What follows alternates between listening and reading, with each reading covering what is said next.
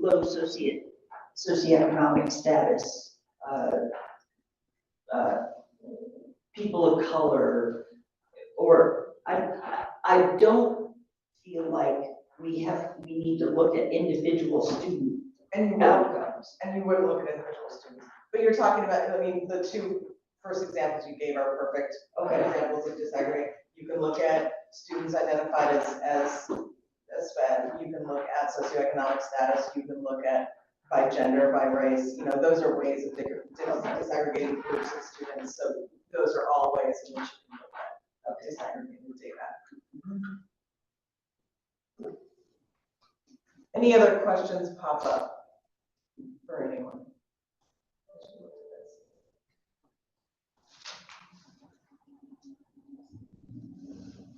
And then we're going to answer this last one at the end. What do you want to do with this information?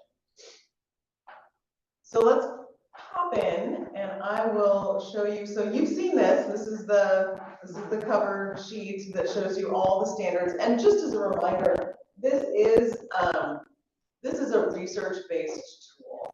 So this tool is developed on the 12 standards that were developed by Tom Alsbury, who's a researcher who spent his entire career studying boards and superintendents. And all of the research points to if you work on these things, not do them perfectly, but if you are working toward these 12 things, you're measurably improving student outcomes. And so this tool as a driver for goals and accountability is really tied to improving student outcomes, which is why we use this. So this isn't something OSB decided, hey, this is a good idea. This is something that really comes out of research. So what I wanted to show you is, you know, your overall themes, what came out of the data numerically, right? So your overall strengths, your first one is, this is in order of how it came out. Your biggest strength was in standard 12, budgeting and financial accountability. Your biggest strength is in being good stewards of the money, understanding what your audits, what your budgets are. That was what you identified as your biggest strength. Standard 5 was your next biggest strength, self-identified, using data for continuous improvement and accountability. So you identified as your next largest strength the fact that you use data, that you're aware of how success is being measured in the district. You're aware what kind of assessments are being used. You're aware of what they measure. Those kinds of things. Standard 11 then, which has already been mentioned, is board member conduct, ethics, and the relationship with the superintendent. I know that what you've already talked about is maybe those two things are broken out. That board member conduct may be broken out from the relationship with the superintendent. But that was your third biggest strength. So I want to pull together some specific strengths because I look at, you know, the individual questions as well and look at how you answered each of these. Your highest score was in question 74, which is you preserve the confidentiality of items discussed in executive session, which is really important. You know, I mean if you know, that's law. You don't want to break the law, and that's a really important thing. That's trust. That's good relationship building, and of course, it is really important legally. Board members do not use their office for personal gain or advancement, so you're not personally benefiting yourself by being here. That's another important thing. The next was the board works to avoid policy decisions that shift problems from one part of the system to another, and that's in the systems thinking standard. So that's an important one because when you're doing systems thinking, what you don't want to do is take like, okay, we've got a problem, you know, in an elementary school here. Let's just, you know, we can take that problem, let's say it's in money, and just like, you know, put that over here. And, you know, so you're thinking in terms of the district as a system and not in terms of individual problems, that we can solve a problem here by just putting it over here. And then the next one was the board's priority and focus are on student learning and student success in alignment with the district's strategic goals, which of course is one of the most important things that you can do, is align your district goals with your own focus. So these popped up as your specific strengths. Any questions or thoughts on any of these?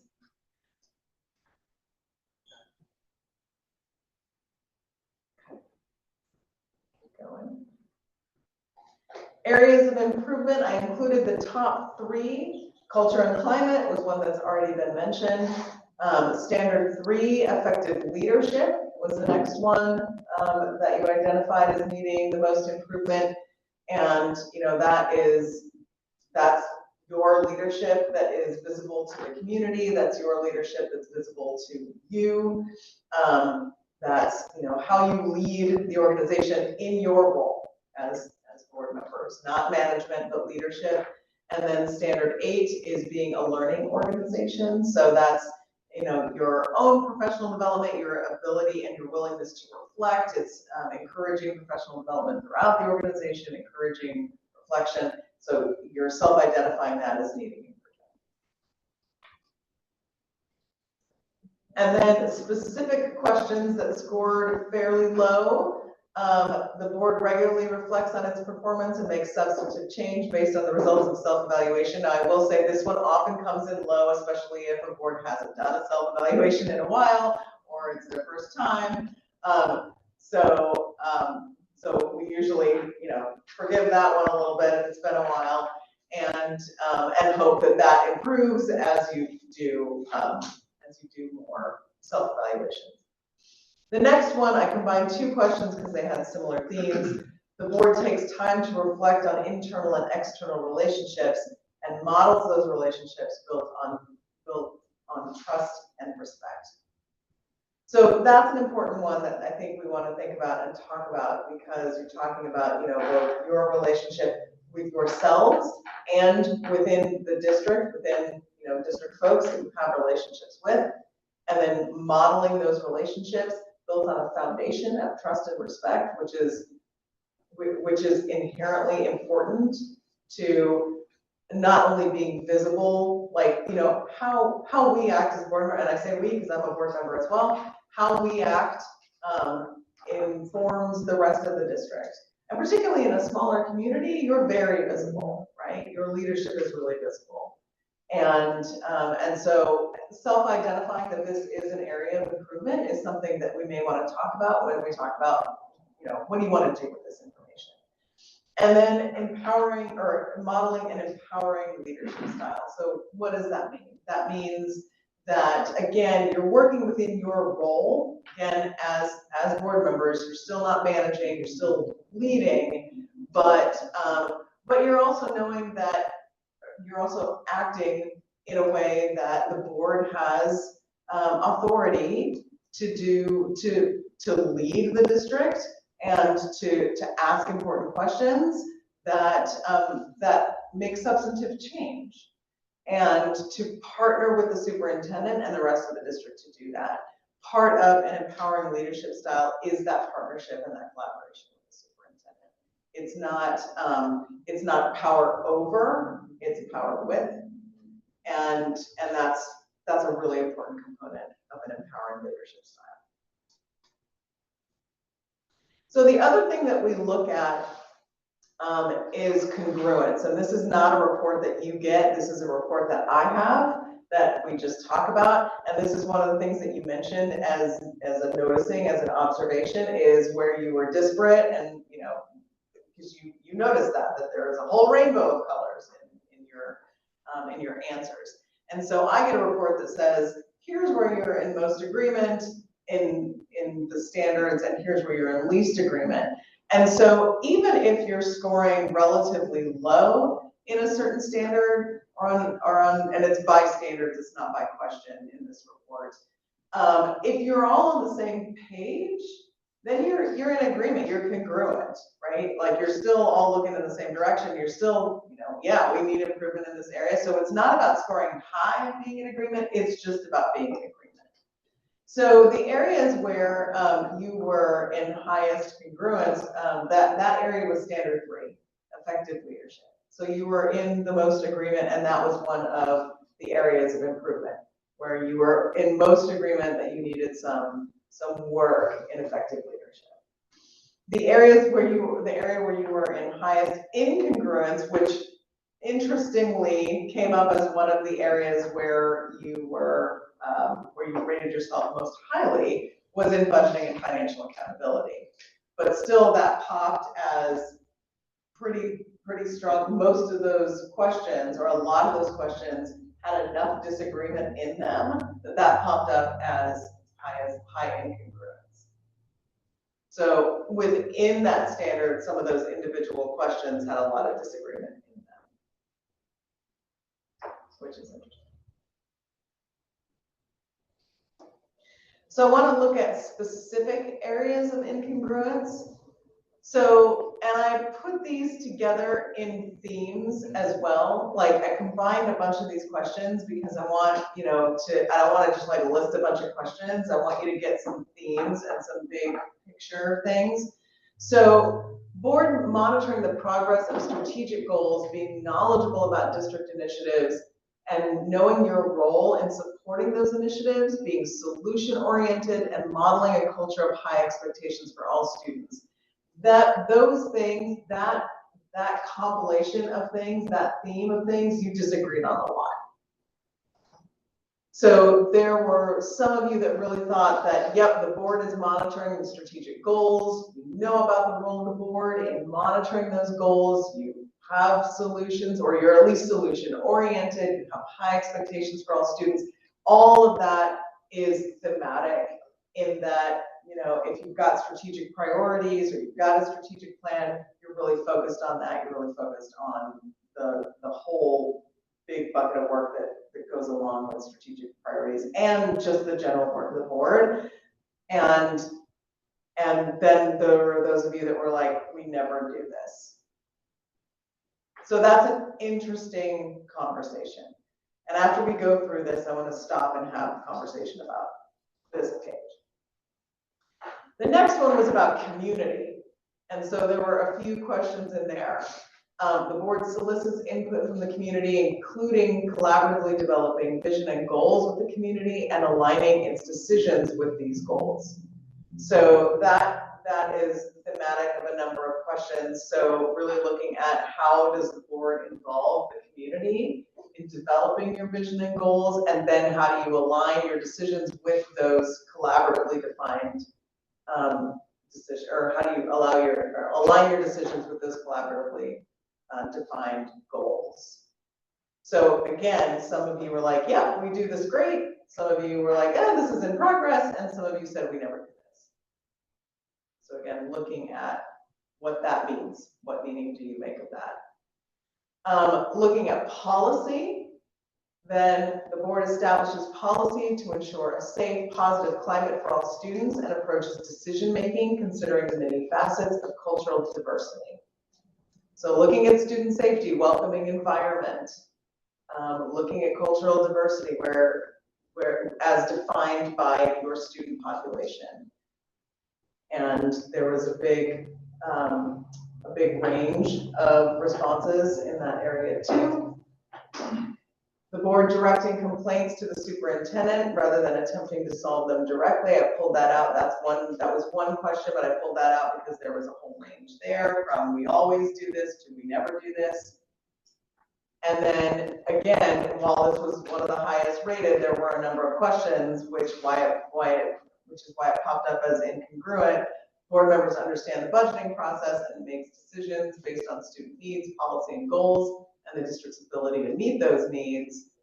A whole range from, yep, we understand that process, we make decisions based on those needs, and from, we never do this, and we're working on it. So I want to stop there because that's a lot of information and a lot of, we always do this till we never do this, about these thematic pieces from strategic priorities to community, to safe and welcoming schools, to chain of command, to the budgeting process. And I'm wondering, as we just went through those, what your thoughts are.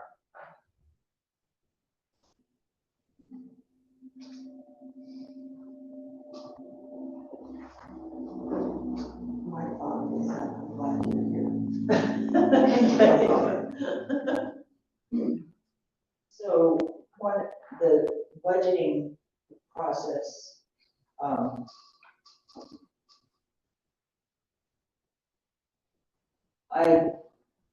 not even sure that everyone understood that the board is also on the budget committee. Yep. Right, the board is half of the budget committee. Yeah.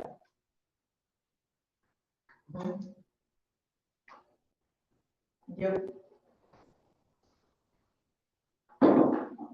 What else comes up for you as we look at this? I would say the board direct complaints to the superintendent. That probably is maybe based on experience or time on the board and understanding that process.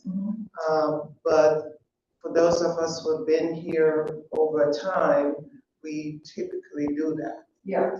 You know, we typically call the superintendent and say, this is happening, or we've heard this, are you aware of it? So that may be due to just the newness of our members.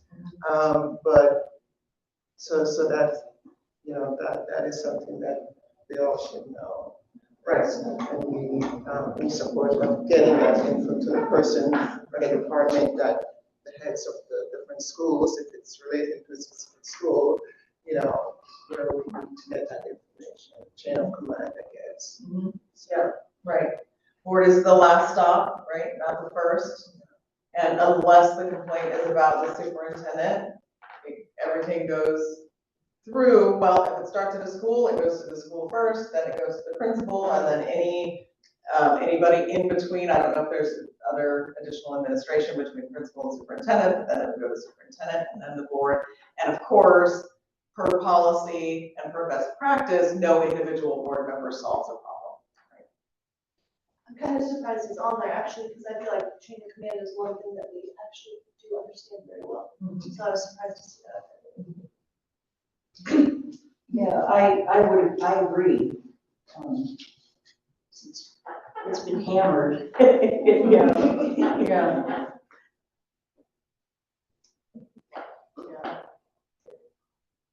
Was it just the 5 of us that took the survey? All 5 of you took the survey. Yes. But just the 5? Yes. Yes.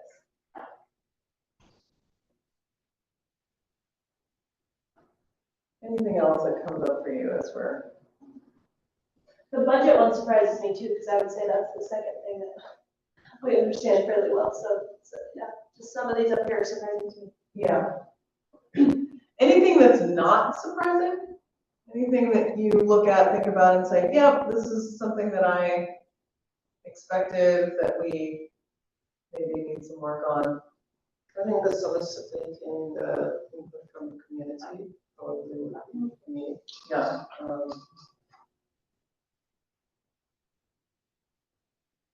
So some work with the community. I agree. Yeah. Me too. I actually saw that in many different spots, Yeah. the community engagement. Yeah.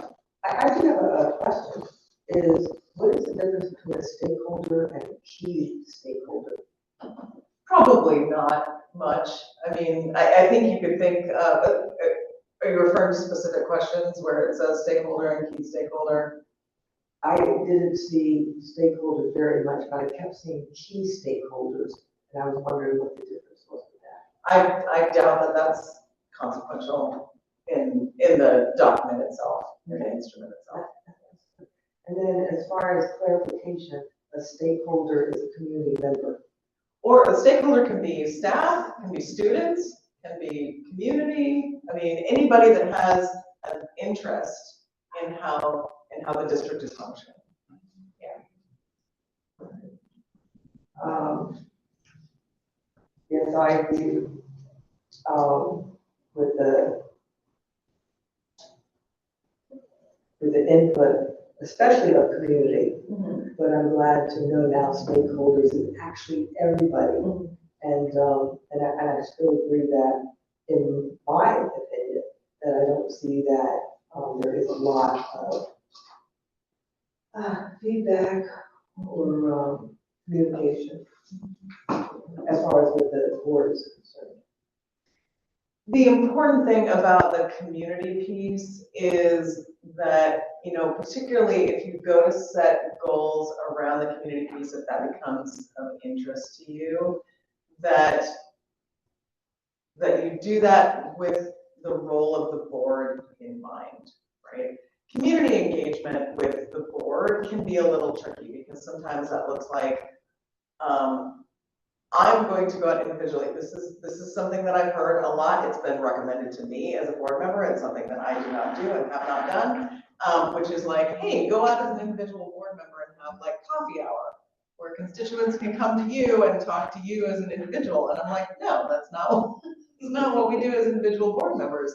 And so, when we talk about community engagement and soliciting community feedback, I think it's important to talk about what does that look like from the board level. Does that look like, and this is different in every community, like I can't sit here and tell you what that should look like in Fernbridge, but we can talk about, what are the options, it's often not, well, folks come to board meetings because there are rarely many folks that come to board meetings unless something is, becomes huge. But it can be, listening sessions. It can be going out to where folks are. It can be, advisory groups. It can be wider representation of folks. A lot of times the district does that work and brings that to you, and that's, a lot of times there is an expectation of the board that the district will do that community engagement and bring it to you for notification and for information, but very rarely should board members go out and do like individual community engagement. Now that doesn't mean that you're not approached by folks. That doesn't mean that you're not going to get emails. That obviously that's going to happen, but we want to be really careful about that balance of intentional board community engagement and being and being one-on-one, trying to, solicit input as an individual board member, because there is a tendency to then want to get involved at the management level. That's just nature. Like you hear somebody's problem, you kind of want to get involved and solve it, because that's what we want to do, is solve problems. So I would say if you are interested in that community goal, just be really mindful of how you define and approach community engagement. What do you think about that first one? Monitoring progress of strategic goals and really knowing how to support those initiatives and being solution oriented. I guess.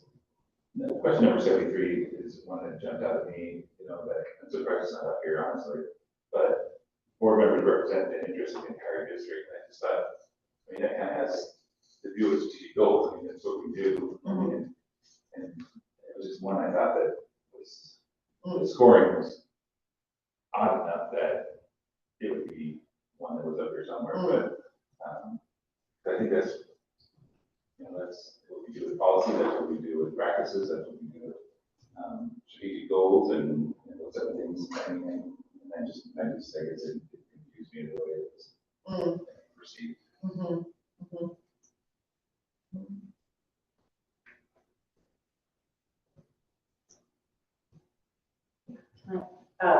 People on the Zoom have asked for us to speak up a little bit. They can't hear.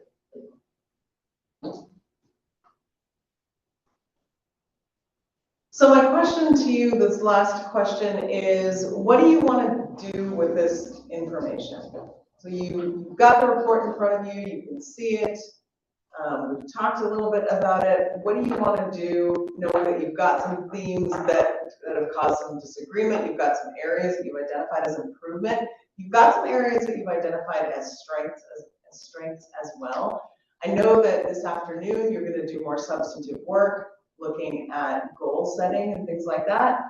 I would encourage you to look at leveraging strengths to address areas of improvement, Because what we want to do is we don't want to ignore our strengths, right?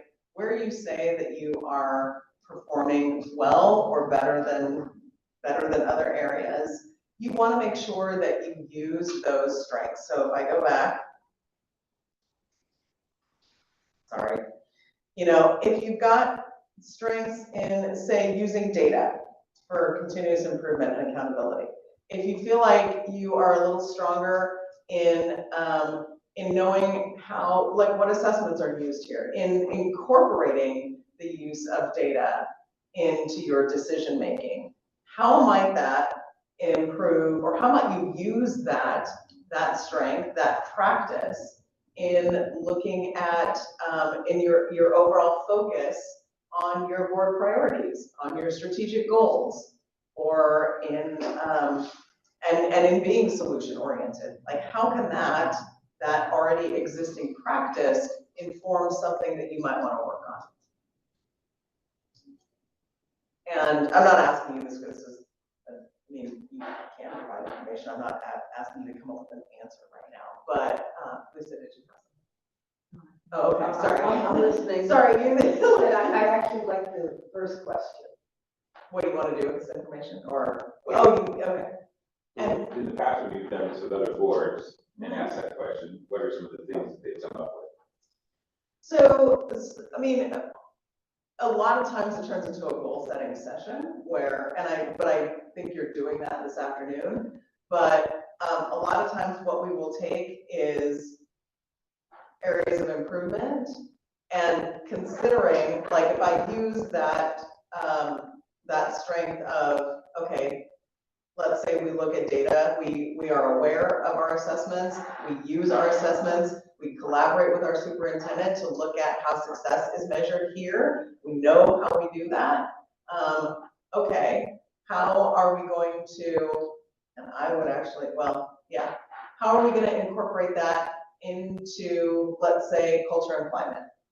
So when we look at culture and climate, that is about setting an expectation and modeling the culture and climate of the district being a welcoming, open, safe place for staff and students to be. Being a respectful organization, working together, being collaborative, that kind of thing. How might we use measures of success and being able to track how students are doing to setting an expectation and to modeling an expectation that school be safe, welcoming for all students and staff? Like, how would we crosswalk those things? And looking at that, and so here's another one. If you say that you are stronger in that board behavior, ethics, relationship with the superintendent, if you've got specific strengths in that one, how could you then improve effective leadership? So looking at the specific strengths in Standard 11 that you've got, and looking at, okay, how can we improve our leadership capabilities then? And setting a goal based on that.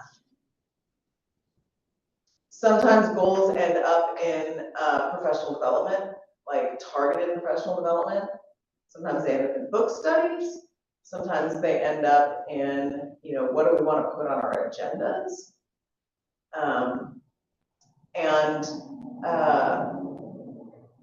And I would say don't set any more than 3 goals total, because you're going to have other things that you want to focus on throughout the year. You're going to have the work that comes up. You're going to have your strategic priority stuff that you're going to be working on.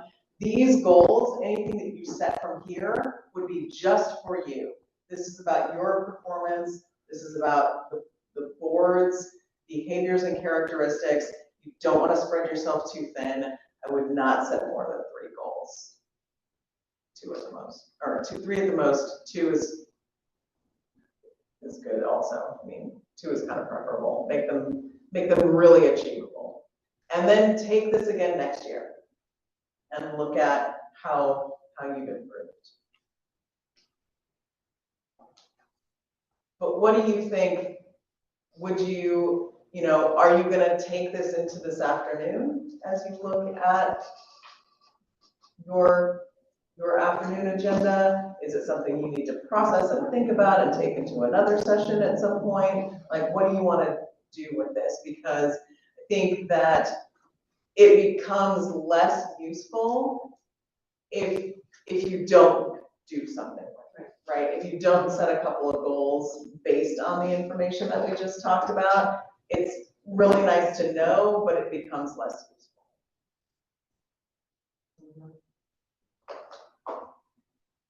I think for us, probably using this information as a benchmark, you know, and then as we go through the goal setting, looking at the details and identify areas that they would like to work on, and put that in the overall goal setting that we're planning on doing.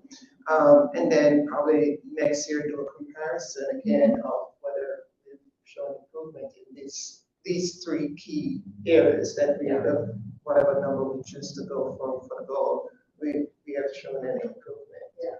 You know, so that's probably could be something we do, as a group. Yeah. That'd be great. Anything else? I think as far as, many of the standards, we're really right on. I think that our hearts are all in the right place. I really just think that the biggest, discrepancy here would be the climate. And I think that if we can work on that climate and come together and be unified with all 5 different thoughts and opinions, okay? I just think that we would be so much more productive and get so much more actually accomplished. And we go home happy.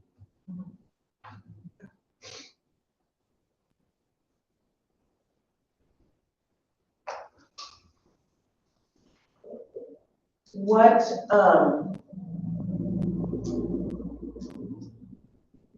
I think the other thing that I would recommend is that if you've got strategic goals right now for the district, if you've got big goals for the district, that it is important that whatever goals you set out of this also align with those.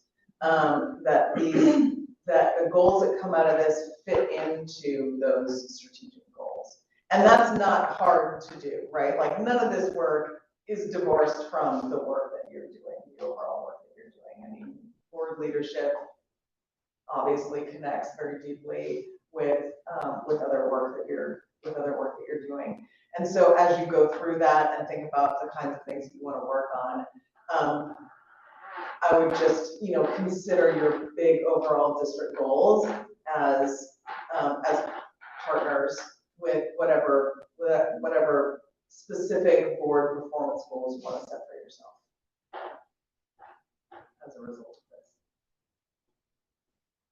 this. Any other thoughts? Anything come up or any questions come up as we went through this? I'm still at climate, so. Yeah, thinking about climate. Yeah, I would love to dwell into that. Yeah. I would love that. Yeah. How would you foresee getting into that? Like, if the board was interested in having a conversation about culture and climate, like, what would be a way that you would want to address that? In my, okay, is I don't think that we do anything. There is no real communication outside of the board meetings. That's hard to do though, right? Well, there are things like work sessions. Okay, you mean as a full board? Yeah, oh, absolutely, Yeah. as a whole.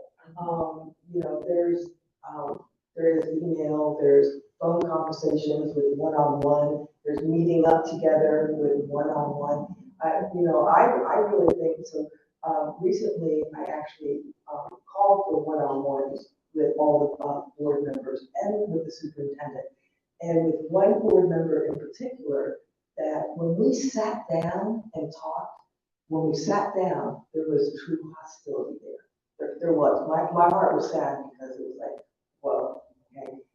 our discussion, and this is just the two of us someplace in public, through our discussions, we ended up really understanding each other, ended up actually in hugs. Can we meet again?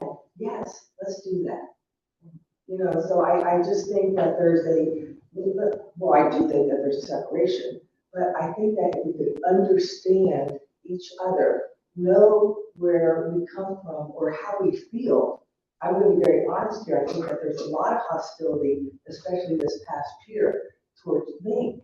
And when I met with this one person in particular, it was like, I can't understand why there's so much hostility towards me, especially the people that actually don't even know me.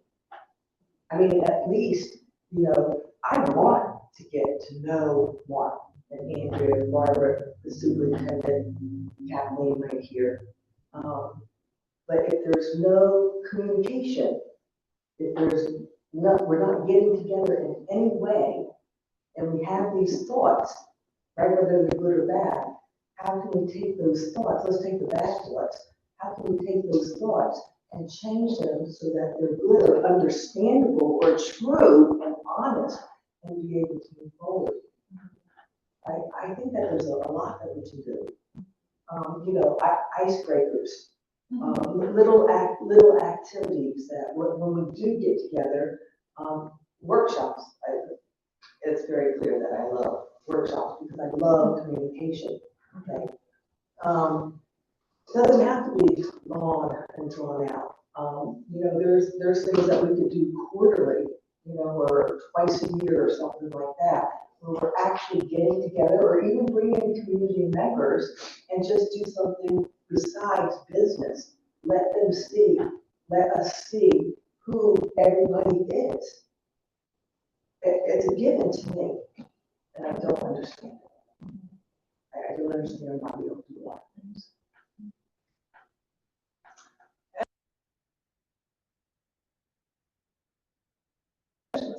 If you want to go down the road of doing community building within the board, that it is all together, right? That you do that is, it's a good message to the community and to the public to be all together, to do those kinds of things together.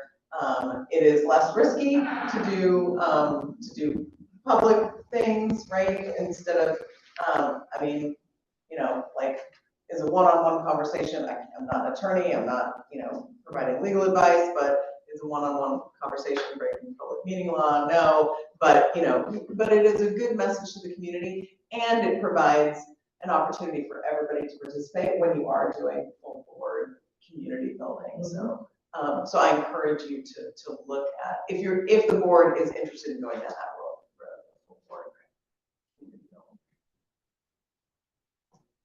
Okay. So,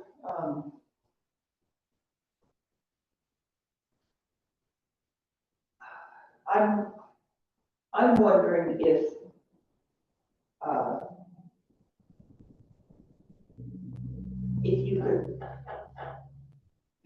you could maybe, if we could change the goal setting, or maybe start the goal setting with you as a moderator this morning, since it's, you know, it's only 9 o'clock, and because I feel like you're an objective third party, so to Call speak. myself your caring, disinterested third party. Let me start that down. And I just, I want this to be a positive, moving forward, day. Sure. And I feel like we could wind up focusing on things that we don't need to focus on. And I guess that's it. I'm asking, I'm not, does that, I mean, I got you.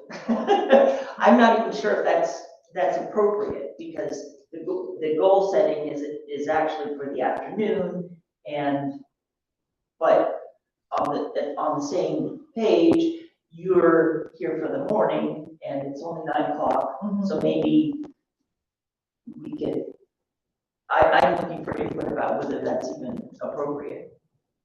And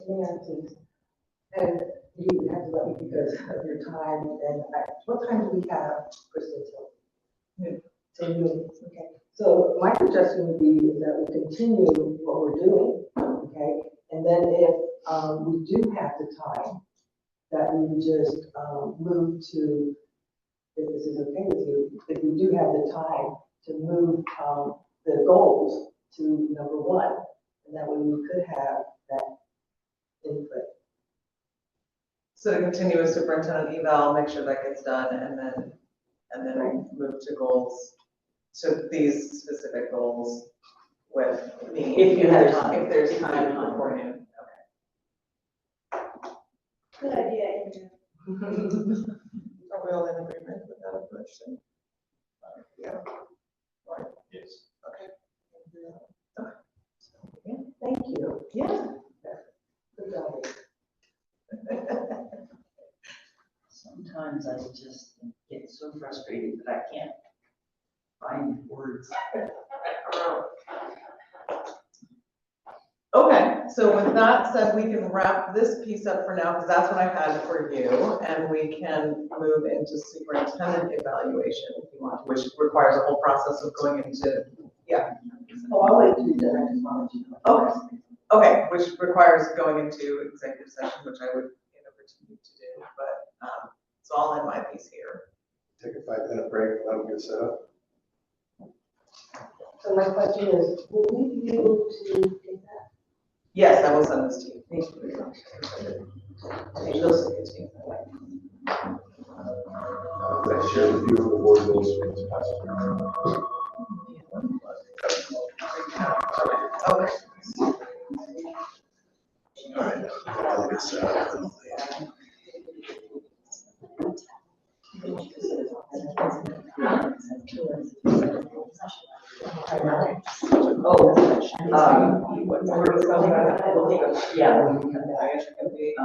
Barbara announced that we're going to executive session.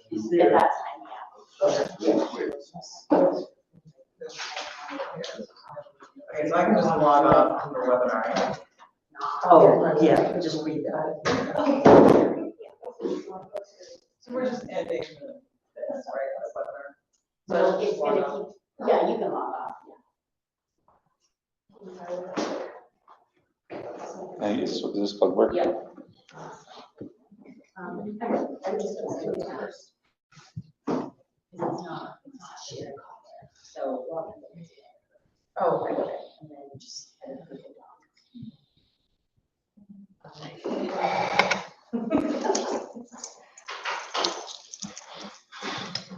I think it's just kind of, yeah, not too many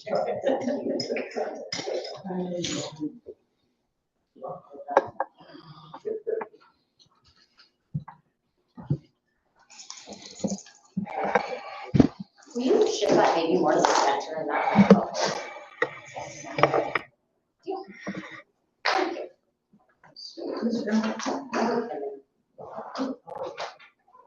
I have a question for this. This is an app.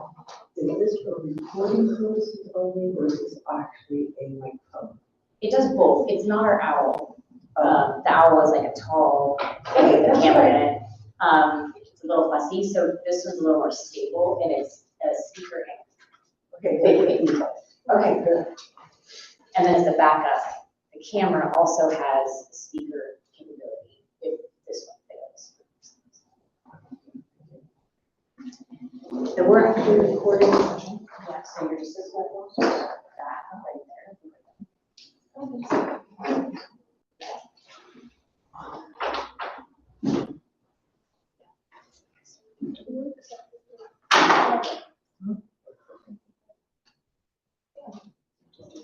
We're petitions are green, it's open meeting, Oh, it is. everything is except for. I meant, sorry, that's what I meant. Oh, yeah, exactly. Yeah, we'll never do it. That's what I was thinking, not saying. Okay, we'll just have to now, done. and I would just be mute. So all you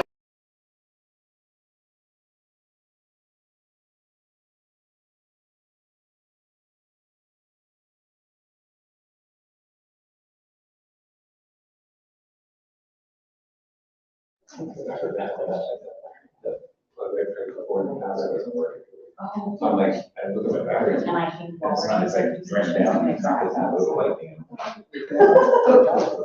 not The on. last one got You're actually. So we will do those. Real question. For the superintendent. Oh, wait.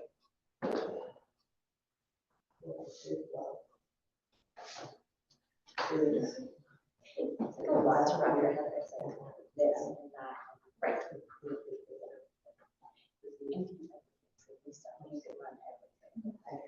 Just know there will be Q&As and we'll do this and do whatever we do is that come from. Which is what I did.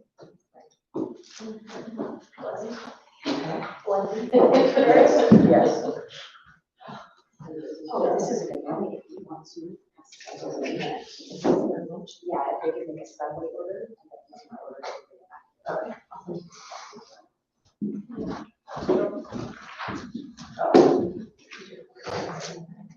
Thank you.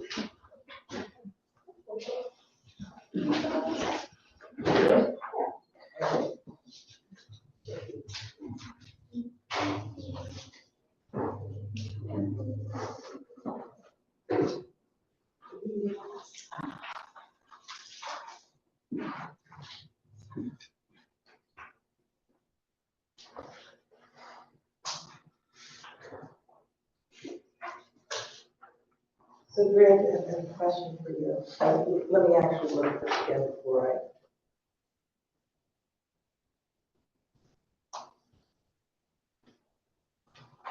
So with Subway, is this only for sandwiches or? I believe so.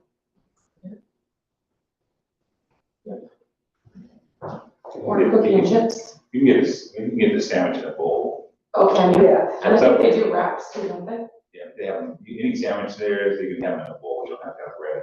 So I would just put that on there somewhere. Okay, thank you.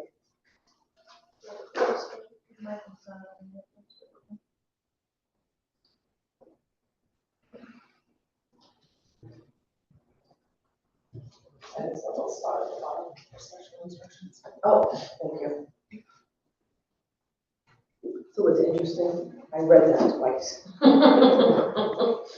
That would be my life.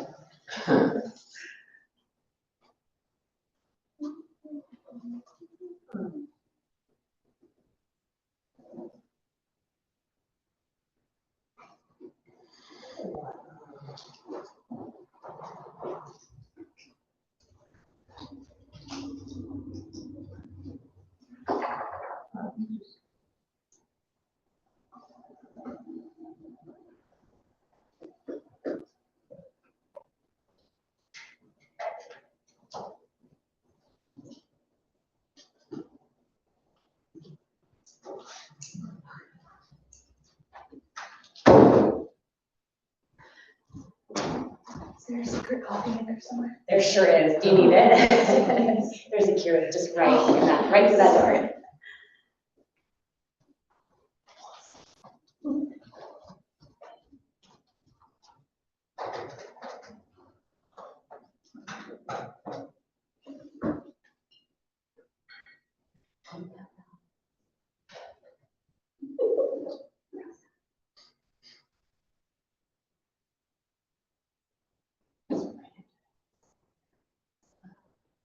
And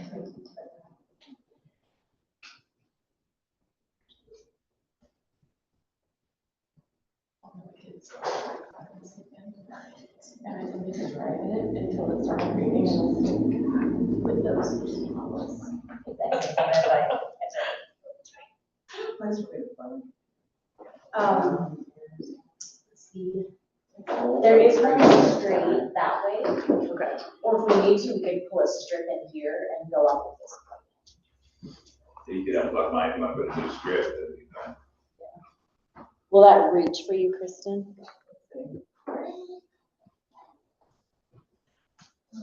Oh, back here? I'll go grab a strip. Oh, thank you, I'm sorry. I just have an old computer.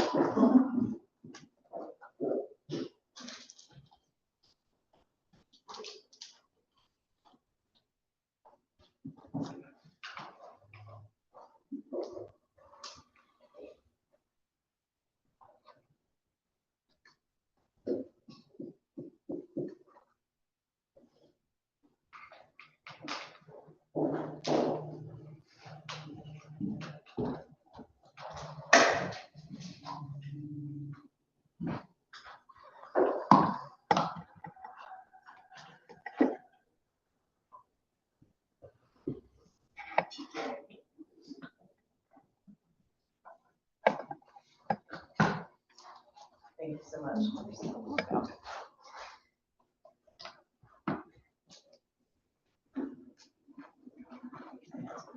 Did you want something for lunch or you just? No, I'm just, okay, no, thank you. Let's do it once we need it and we want it. Oh, right, because I think when it's plugged in, well, it was plugged into the laptop. That's why it was.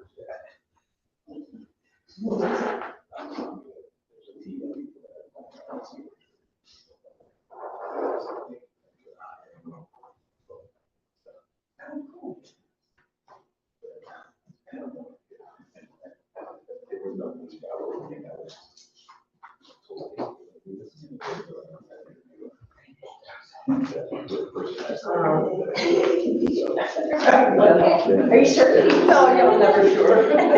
Thanks, Phil, for stepping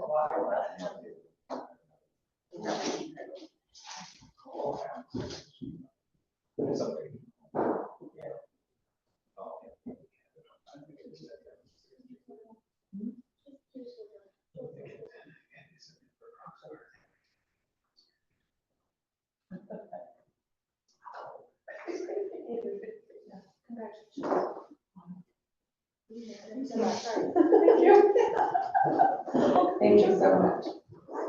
Yeah, sorry.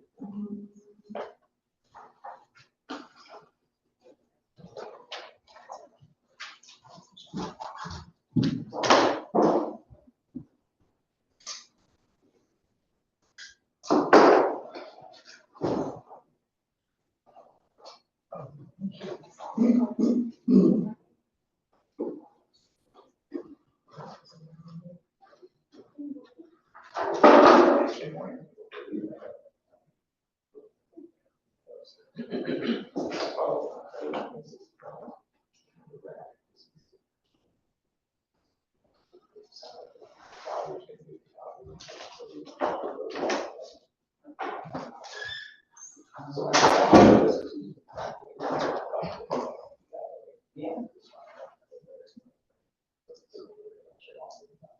don't think there is. So we'll wait for you to read it, the verbiage in the agenda, and then we'll read it up.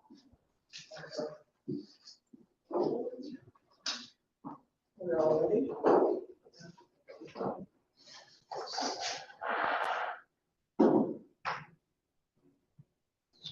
So, I think we'll be moving to our executive session at this time. Executive session under ORS 192.660, to review and evaluate the performance of the chief executive officer or any other public officer, employee, or staff member unless the person whose performance is being reviewed and evaluated requests an open hearing. So at this time, we'll be moving into our executive session.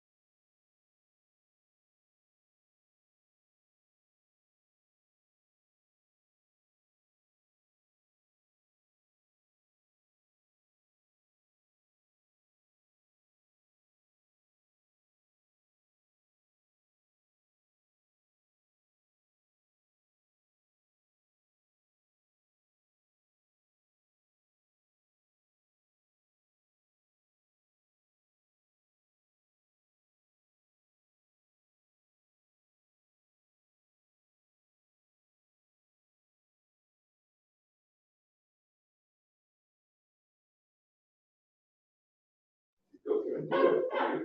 Right. I didn't read that part. We were just not on the same page.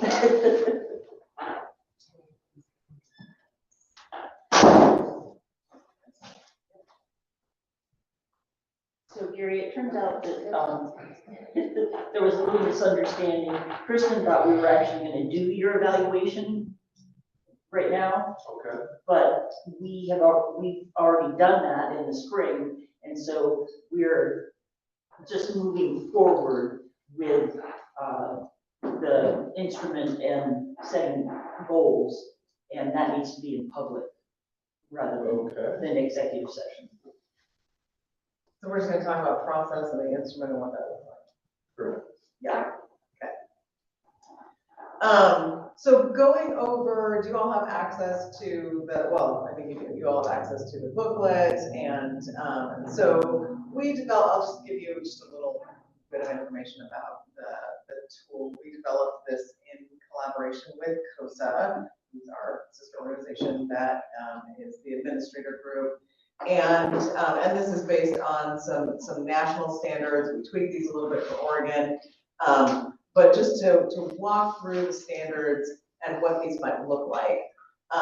One of the things that we added to this book when we developed this in early 2020 was something that would help the board and the superintendent, because in our previous iteration of what an evaluation looked like, you know, boards would give us feedback that was like, hey, you tell us to stay out of the superintendent's daily life, but then you want us to evaluate the superintendent on stuff that we don't have the right knowledge of because it's daily life. And we're like, that's a really good point. And so we developed the portfolio, the evidence piece. And so for every standard, you'll see there's an artifacts section. What that is meant to be is not a superintendent has to have every single one of these things presented to you, but it's an example, or it's a list of the kinds of things the superintendent can bring to you as evidence that they are meeting that standard. There could be things, it's not comprehensive, there could be things outside of that, but it gives a starting point for both you and your superintendent to look at and say, here are some kinds of things. But we can go through each standard and say, you know, what might this look like? And also, since Gary is here, you know, like it would, you know, great to weigh in on that conversation as well, what that might look like. So the first standard is visionary district leadership. And the descriptors under that are, it's about leading a collaborative process with the board to design the district mission and vision that reflects a core set of values, leading a diverse stakeholder involvement in the development of the district's continuous improvement plan, and implementing the district's continuous improvement plan and communicating its progress. So what might that look like? So that is, you know, when the board develops a vision for the district in collaboration with the community, in collaboration with the superintendent, then what is the superintendent's work on that to implement that?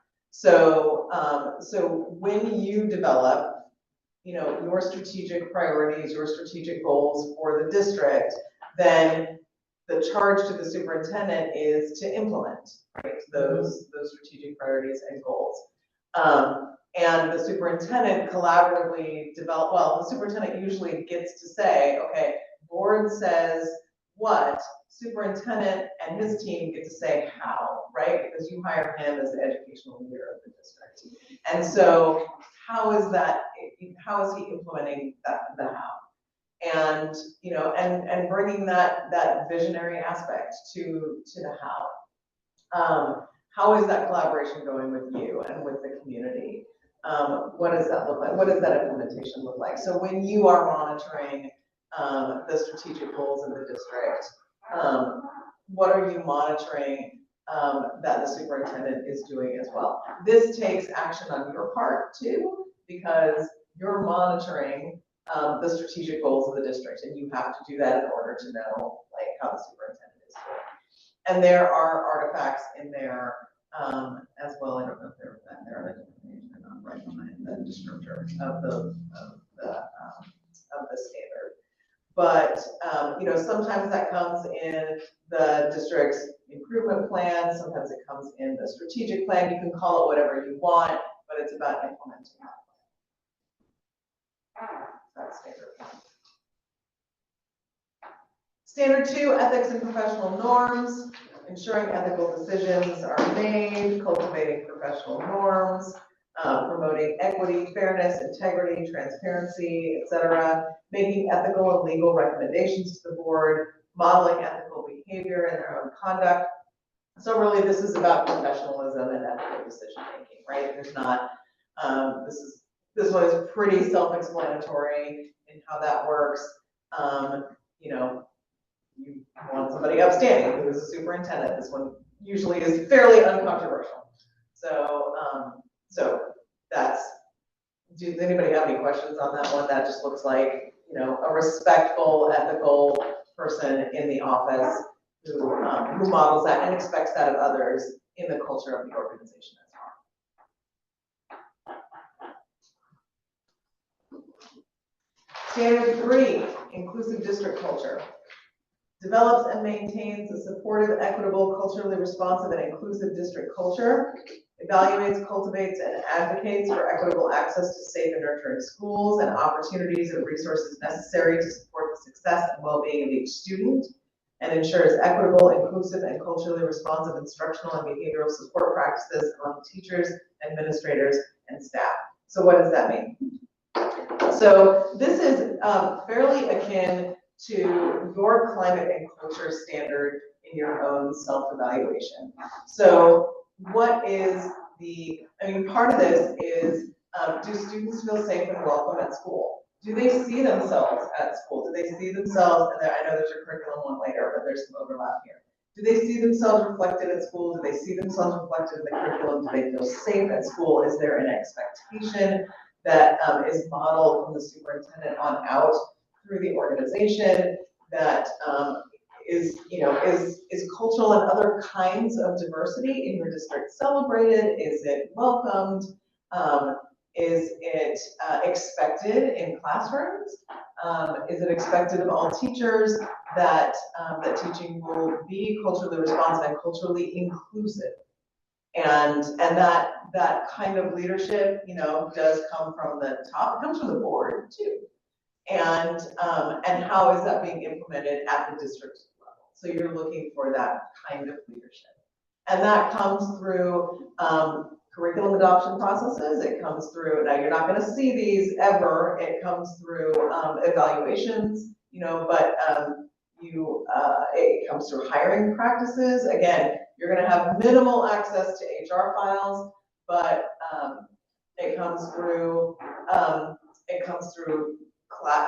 school environment, when I said curriculum adoption, it comes through, well, school environment also includes who you see in the building, what you see on the walls, and it comes through, sometimes schools do like climate culture surveys, they do parent surveys, they do student surveys, and it comes through parent community feedback. And then there are other associations, there are other artifacts in there as well. So would we have access to a parent survey that the middle school does? An overall aggregate parent survey, that would be public information probably. Yeah, like an overall, like that would be, I know a lot of districts where like an overall, you know, survey is presented to the board as part of like a middle school presentation. You know, obviously individual or classroom-based responses, no. Right, okay, yeah. So have we had a survey? I know, that was just an example of it. So here's a question that might relate to this. We have had some discussion around employee exit surveys. Mm-hmm. We finally come to an agreement that, so the exit survey was initially designed to gather feedback for administrators at the different schools. Yeah. What, a couple of us wanted to have access to that information.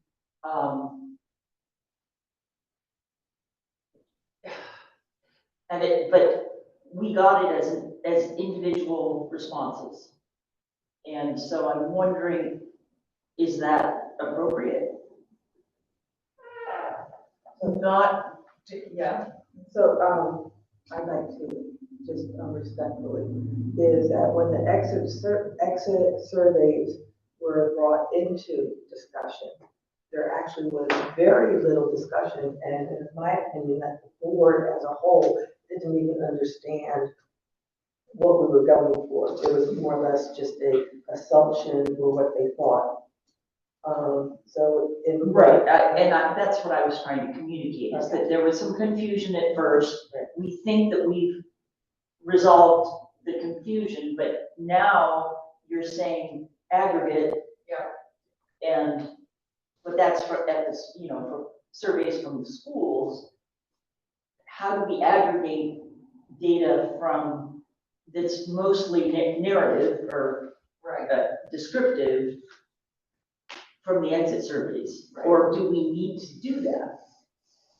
So remember, one of the things we did was we made it anonymous and told the people taking it, it's going to be shared with the school board. Right, which is one of the things that I But was we always concerned have, about. we're small. And as you know, very few people fill those out. So we're always going to be 6, 8, 10 a year. It's going to be, but I do think we need to have a conversation around what that's used for. Is it just an internal thing? Is it a part of superintendent evaluation? If it is, then the board should tell me what the questions is and what counts, because that isn't the way I would do the survey. So that would be a good thing to. So I guess I just want to keep that in mind when we look at the artifacts. yeah. And I would say that is a tough one. Thank you, I'm glad you said that. My professional advice would be that the board should not have access to individual responses. That is my professional advice to you. And that is because, I mean, my first question would be, what are you going to do with that information? Like, what do you do with that information? And the second thing would be, if the intent is to use that as part of a superintendent's evaluation, there are different and probably better ways to get community feedback, including staff feedback, that we can talk about as part of this process. So, yeah. Just, can you just tell me the word, and so I can write it down, how we can get that input? You said there's Targeted better ways. feedback survey. I will get to that. Yeah, I just want to make Or sure. you can use whatever you want, but like, we have a system to do that, that is meant to be as neutral as possible, that is not meant to solicit complaints. And I'm not saying the intention of an exit survey is meant to solicit complaints, but we've seen a lot of like 360s accidentally be, or unintentionally be, a solicitation of complaints, right? Where that's not the intention, but things can go pretty badly in a scenario where something is being asked for that may end up being something other than what's being asked for. And so if the intention is to gather feedback, I would recommend doing it in a different way, but we can get to that different way in a little bit. I just want to quickly write this in Yeah. about that. But with that targeted feedback survey, can you actually do community, staff? Community and staff is how it's broken out. Yep. Great. Thank you. And it's aligned to these standards. And it's what? Aligned to these standards. Thank you. Yep. Okay. Great. Thank you for your questions. Okay, standard 4 is culturally responsive instructional leadership and improvement. This is about evaluating, designing, and fostering coherent systems of curriculum instruction, supports, assessments, and instructional leadership, implementing coordinated systems of support, including coaching, professional development, managing an appropriate system of assessments, data collection, and analysis that supports instructional improvement, equity, student learning, and well-being, ensuring instruction throughout the district that utilizes culturally responsive practices, and that all staff are trained. So this is about being the educational leader of the district, right? And being the educational leader of the district, right? This is one of the main things that you hire a superintendent for, is to be the instructional leader, to lead the curriculum adoption process, to have a lens of equity with doing so, and to ensure that staff are professionally trained to lead their classrooms and to lead, the implementation of the curriculum, to make sure students are seen in that curriculum. There's some overlap between these standards.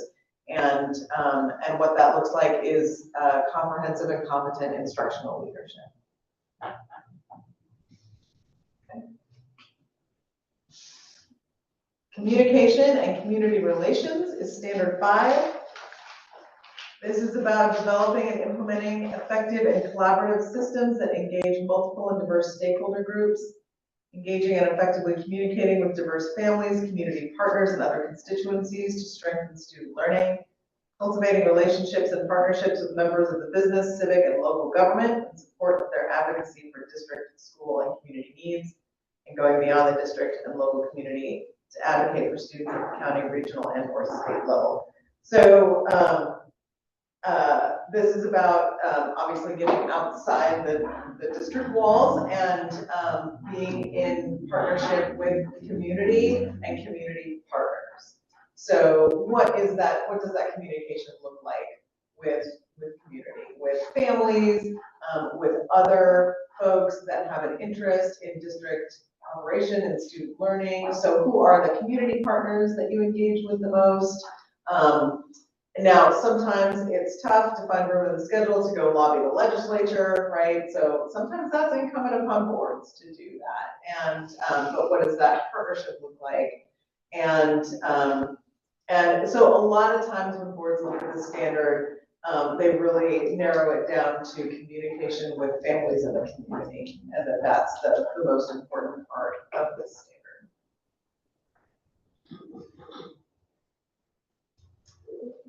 Okay.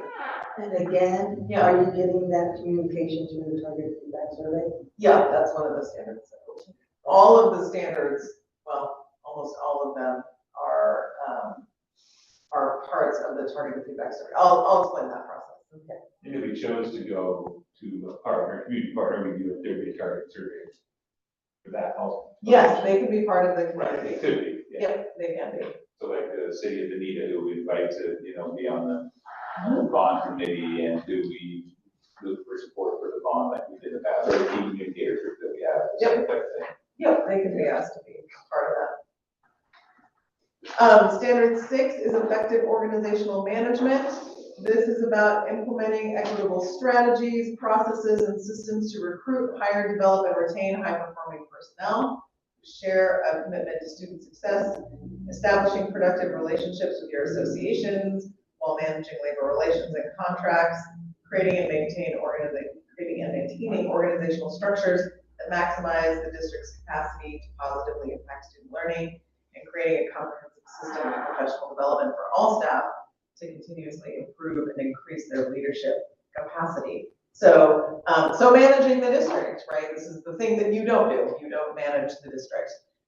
This is about hiring and recruiting, or at least overseeing those processes. I don't know what specific hiring and recruiting of teachers looks like. It may not be, you may not do that directly. That may be distributed, but what does that system look like in the district?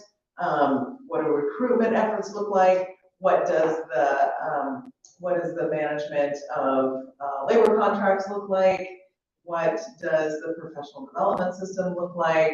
Obviously, you're part of allocating budget for that, but is that caught up with, what the curriculum is, what needs are, what state requires, that kind of thing.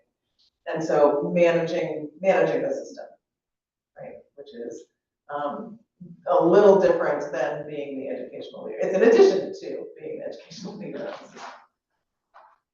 How many hats do you wear? Yeah, exactly. Exactly. Not a big one these days. Many hats. Okay. Standard 7, effective financial management. This one is also fairly straightforward. Developing a proposed budget in accordance with board priorities.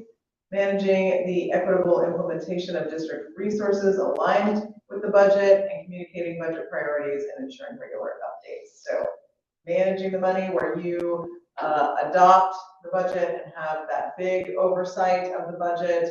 Then Gary gets to implement the budget and have a more detailed view of the budget and manage that process and delegate those responsibilities as appropriate as well. So, this is kind of off to the side, but a few times we've talked about having like a mid-year budget committee meeting to just update the full committee on the budget and, you know, whether we're spending money in the right places, whether there's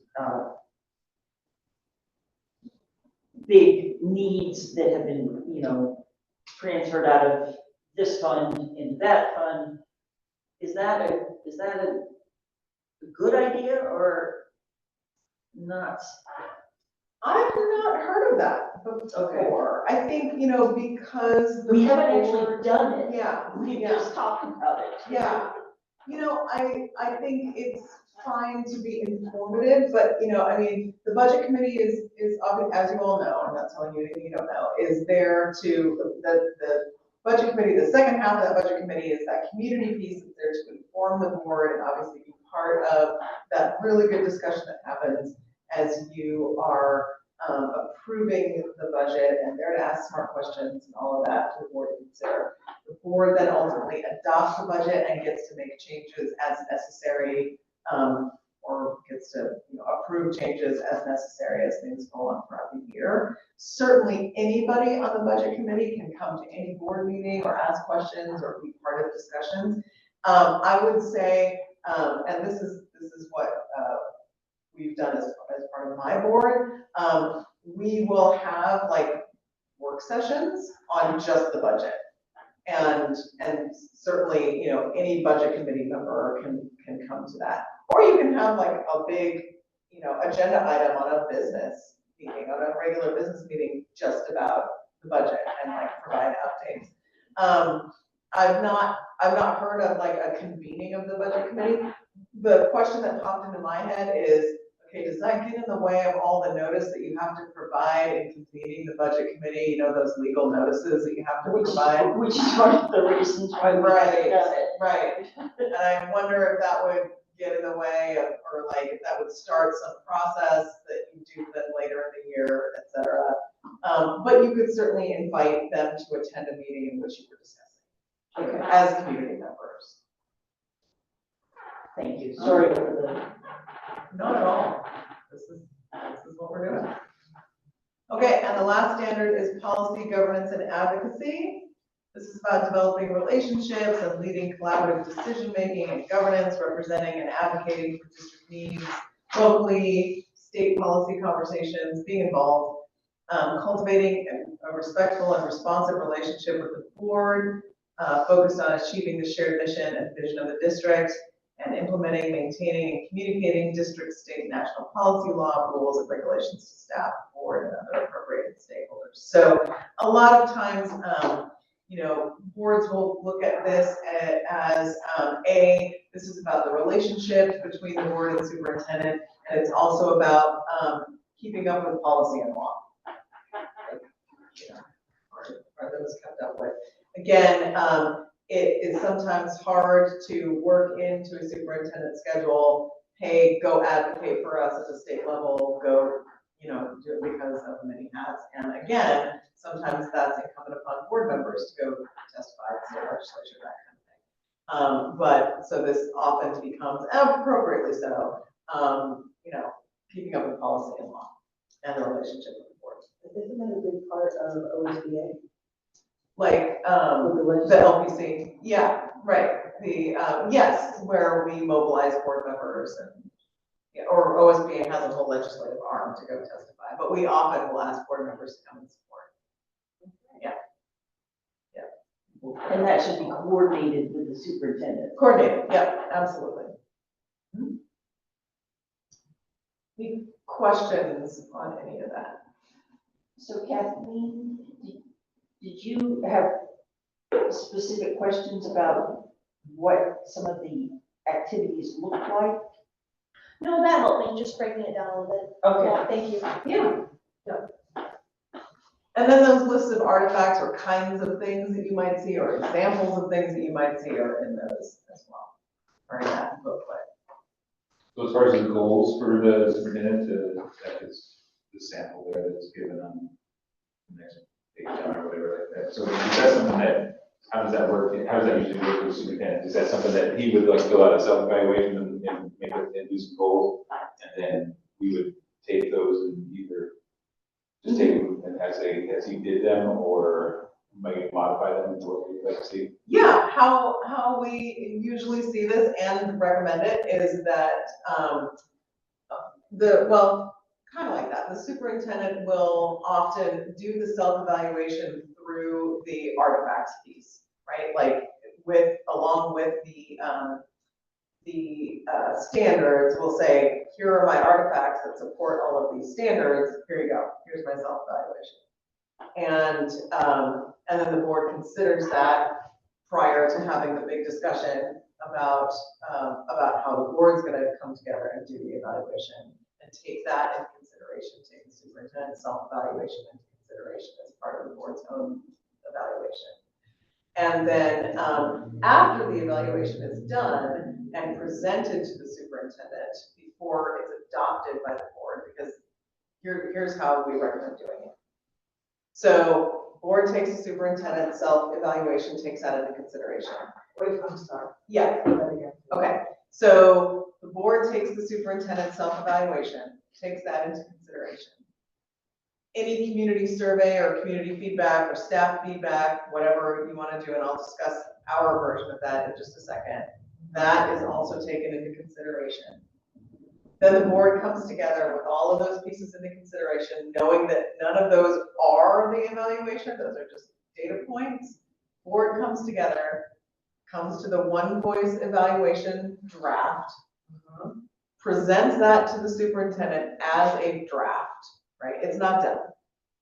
Superintendent gets to give feedback on that draft. And then the board might change the draft based on the superintendent's feedback. I've seen this happen. I've seen the superintendent say, actually, I think this, and the board will be like, okay. Or the superintendent can say, hey, I have no questions, or I give feedback, and the board can either change or not change the draft based on its own feeling. Then the board comes out of executive session, adopts the final version of the evaluation. After that, at probably some next meeting, then the goal setting takes place. And what we ask is that you let the superintendent set their own goal, like bring you their own goals first, based on the evaluation. So they get first chance at setting their own goal. Like everybody should have an opportunity to set their own goals. So they bring their own goals, and then that's a collaborative discussion. If the board, has a specific request or maybe wants to modify something, okay. But your superintendent gets a first pass at their own goals. And then that's, you adopt those as well, because what you want to do, and then I would say you turn around and adopt the process, timeline, and tool for the next year, because you want everything to be as clear and transparent as possible for the whole year, right? Like the process starts again right after it ends. Because everybody should have the same expectation throughout the whole year. Like, here are the goals I'm gonna be evaluated on, here are the standards I'm gonna be evaluated on, here's the timeline. And if there's gonna be a survey at the end of the year, I would adopt that as well. Like right when you adopt the tool process and timeline, so that your superintendent knows you're gonna survey the community and staff as well. You don't want to spring surprises, right? You never want to spring surprises. Do you need to have the questions that will be included? I don't think so. No, I don't think so. I think you just say, you know, we're gonna survey and maybe know how you're gonna do it, but I wouldn't say you need the questions at that point, just that there's gonna be some sort of survey. If you asked us to do it, we would already have the questions. If you were gonna do it some other way, you wouldn't necessarily have to have them, but for the superintendent to know there's gonna be a community or staff survey, that's important. The other thing that we recommend are quarterly check-ins. Do you do the evaluative check-ins in executive session? So, you know, it's difficult to have just one high stakes evaluation at the end of a year. And so you can have an evaluative, as long as you're sticking to the purpose of the executive session, which is to discuss performance and evaluation, you can have an executive session discussion anytime. And so, as you would see in this book, we recommend quarterly check-ins on standards and goals that are evaluative in nature, so that the superintendent has feedback throughout the year from the whole board, right? Again, no one person gets to evaluate the superintendent or tell the superintendent what to do. And so if you've got the whole board giving an evaluative check-in, then that's great. Then you get to like give kudos where those are appreciated. You get to, if there's any course correction that needs to take place, you get to talk about that. If the superintendent needs additional support, he gets to talk about that. But you do that quarterly, and we have heard, the feedback that we have heard on that is that that's been a really helpful, transformative process. Because then it's throughout the year. By the time you get to that final evaluation, it doesn't feel as high stakes. It takes less time. I mean, you've had feedback throughout the year. It's not nearly as unexpected. I mean, not that evaluations go super poorly, but like everybody has communicated throughout the year. So what does that look like? Let's say the board decides they want to have a check-in in November. They have an executive session without me present to come to agreement of what that feedback is going to be. And then I come in and they share that. Because what I would anticipate that being is Barbara saying, Gary, I think you really need to work on this. And Kathleen saying, well, I think that's great. And Lisa saying, well, I'm kind of in between. So to me, they would need to come to some collective information to give to me first that they're all in agreement with before we have that. So this isn't just somebody scoring a 1, somebody scoring a 5. Okay. Right. Yes. And there don't even need to be any scores, right? Like it doesn't need to be like this, right? Where you fill out a booklet. But yes, I think that it would be, you know, some sort of short meeting ahead of time so that you're talking in the one voice, you know, that you come to some sort of consensus about like, here are the areas we're gonna talk about. Right? Here's what's important right now. Here's 3 things we think you're doing well. Here's 3 things collectively we'd like to see some improvement. Yeah.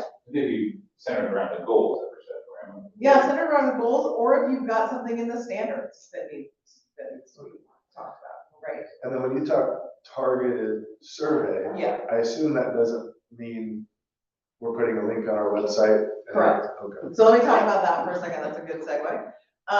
So the targeted feedback survey that we do is for folks that have direct knowledge of the superintendent's work.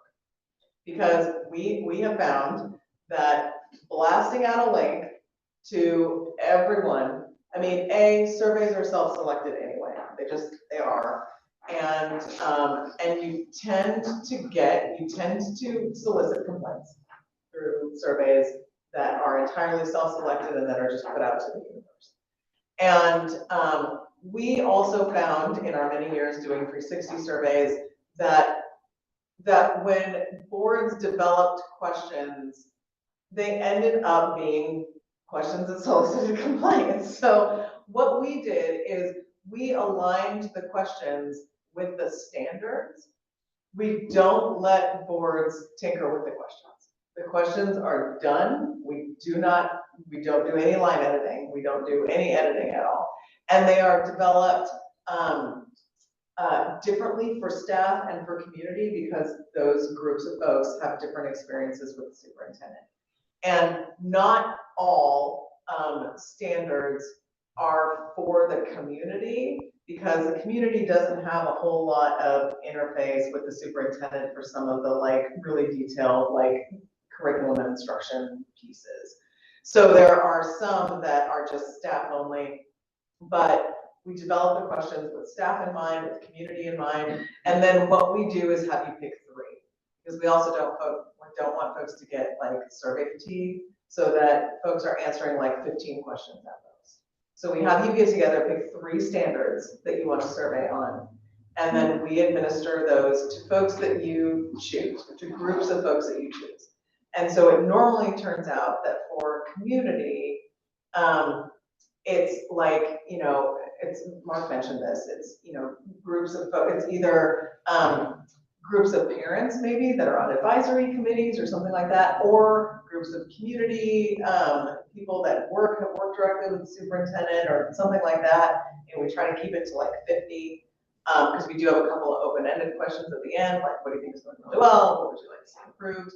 And then for staff, it always ends up being direct reports. And then maybe, you know, some staff in addition that again have direct knowledge of the superintendent's work. So we really want to keep it to folks that have direct knowledge of the superintendent's work. And we found that we get a lot better responses with a lot, you know, one of the options in the survey is I don't know. And when we keep it to folks that have direct knowledge of the superintendent's work, we get a lot fewer I don't knows. So for staff, in my thinking, it would be people I supervise, a lot of district office people, principals, union leadership, maybe building reps at each building that are part of the community. Sure. Is there any others? Yeah, I mean, like, you know, I would say any other staff that you've got that you would say you work with closely or who would know your work. Could maybe change year to year. Sure. So for example, would the teacher whose book was challenged be on the list for that particular year? I mean, you would choose that, right? Like you would choose the group of folks that you would recommend to be surveyed. Then you recommend, like I give the board a starting point, here's the folks I suggest. Yep, because you will know who you work with most closely. And then if they've got ideas for like, you know, we would like to see folks on this committee or something like that. And we, again, try to keep that to a manageable size. So I heard you say a couple times about, we don't want complaints, we don't want complaints. I mean, if it's part of it, yes, we don't want to solicit just complaints. But so my thing is that if we don't hear about the good and the bad. Sure. Okay, so I would want to know how can we go about, I understand staff. I understand somewhat about the community, about different groups and everything, but I think I'm big on community. Okay, so how do we get the community's feedback, their honest opinions on how do they feel, like what is going on, what is it that we could do to improve, change, whatever. So how and do I'm not we saying do we don't that? want complaints, I'm saying we don't want to intentionally solicit or unintentionally just solicit complaints, right? That, and I mean that differently, because the rating scale is everything from really positive to negative, right? I mean, so there's an opportunity to fill out, and then there's the what's going well and what's going really poorly, right? So there's narrative opportunities to say whatever. What I mean is that we've seen in the past questions worded such that, that like, that there's a bias going into the creation of surveys. This is what we've seen, that there is, at the time of the creation of surveys, that there's a bias going into the creation of surveys that puts a negative spin on the creation of the survey. Ours is just based on the standard. It doesn't get to get changed. And so like, it's just based on the standards. It doesn't have anything to do with what is temporal or going on in the district right now. It's just based on the standards. And so there's no bias that can be overlaid on that is positive or negative, right? And so the questions to the community are really about like, in your experience with the superintendent, do these things happen? Or, and so that is meant to get authentic responses from the community. So this survey, is this something, because I think if I see it, I will understand it more. I can give you examples of questions, but we don't give the whole thing. It's proprietary. We charge for it. If I gave it out to anybody, then they could just do it. Right? Yeah. But we provide examples of questions. Is that something that I can find on OSBA? Or is it Yeah, something you would it's send? something that I would send. Yeah, I would send like examples of questions. Yeah, it's not a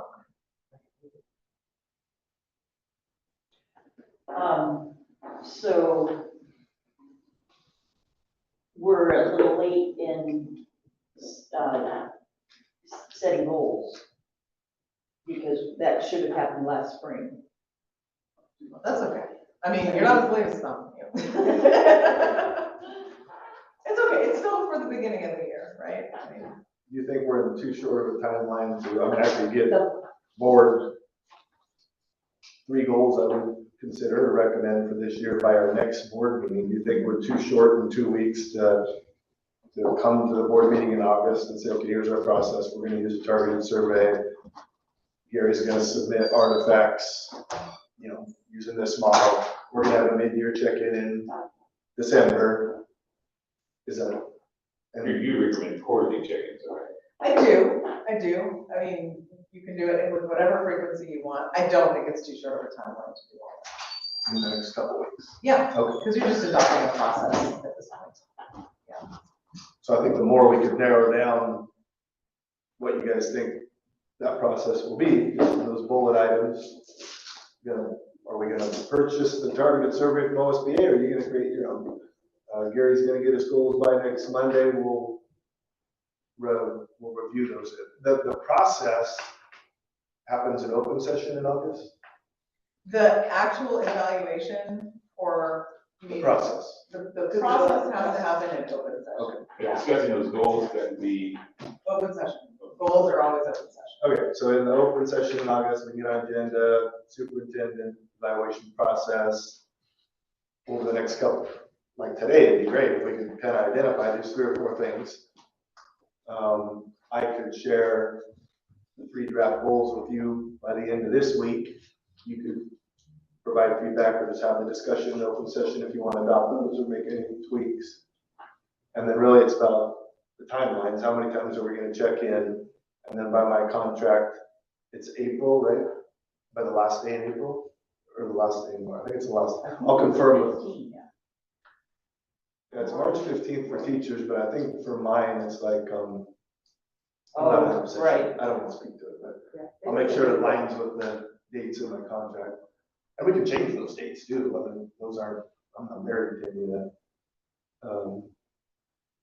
Okay, so what I've heard is, well, first of all, I guess one of the questions I would ask, because I do want to get this solidified, are people on board with purchasing the OSBA tool?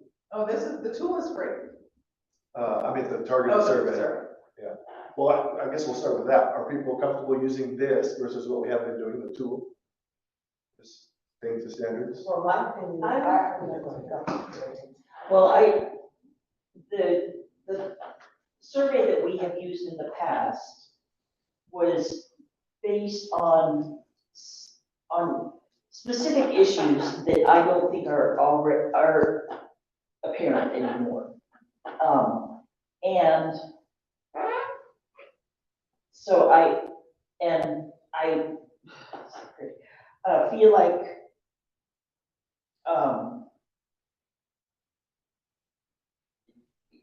using your instrument, that has been aligned to the standards that we're gonna use, just makes sense. So, sorry. I would agree. Thank you. It was more streamlined, yeah, I agree. Yeah. Kind of. Okay, all fits together, especially if we're gonna use the targets, if we're gonna use targeted evaluations where surveys, it fits in line with all the standards that we're gonna be using anyway. So I would say, I would consent be, today we're not gonna vote, but Yeah. I would definitely recommend using this process, these standards, and figure out. So, and I'll get, what's gonna be done here, I'll get this all typed up so that you have it ahead of the board meeting about what we think we're gonna discuss and agree to. So the first thing is, we use this OSB observational tool, evaluative tool. The second piece is around a survey. Do we want to use their targeted survey, or do you want to create something? I think we should just keep it as uniform across the board. Okay, is everybody comfortable with that?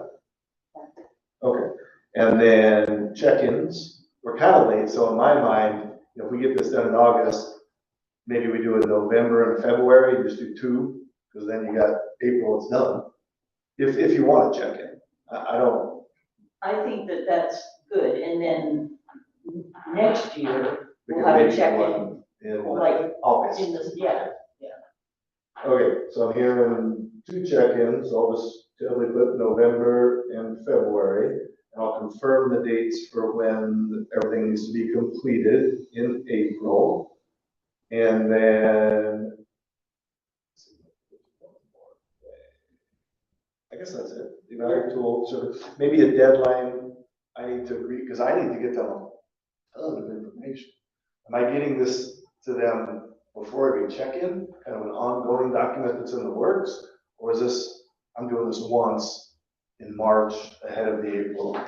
I think whatever you agree to, right? I mean, I think if there are specific things that are part of the portfolio that would be helpful to you before, it would be helpful for them to have before the check-ins, that would be good for you to get to them. That may just be cumulative, so that, there's a bunch of stuff that you don't have to do then at the end of the year. Or you agree, and I think part of the timeline that you need to set is, so when do we want Gary's self-eval before? So you've got the date that you need to get it done by, okay, when do we need the self-eval done by, when do we need the targeted feedback? And the self-eval is, to me, done like the month before they're actually doing it. Right, because they need to consider that. This tool with the metrics or pieces of data, let's say our first check-in is in November, I'm assuming I can just email them that a few weeks ahead of that meeting. And we have this November meeting, it's a regular meeting, then they go to executive session, I would guess, and I would leave so they can talk about what it is they're gonna present to me as feedback at the check-in. Okay. I just want to make sure I understand it right. I guess the last thing will be goals. I'll get draft. I'll try to base my goals on a couple of things. I like to line on what our district goals are, longitudinal growth goals, that kind of thing, but also try to incorporate this last evaluative document. So I'll get those to you by Friday. So at the next board meeting, I'll have draft goals for you to look at. I'll have a calendar of the year that's aligned to what it says in my contract. Okay, if you want to change any of those dates, I don't care. I'll identify we're going to use the OSBA tool. I'll identify we're going to purchase the OSBA targeted survey. And then so at the August meeting, we could be done.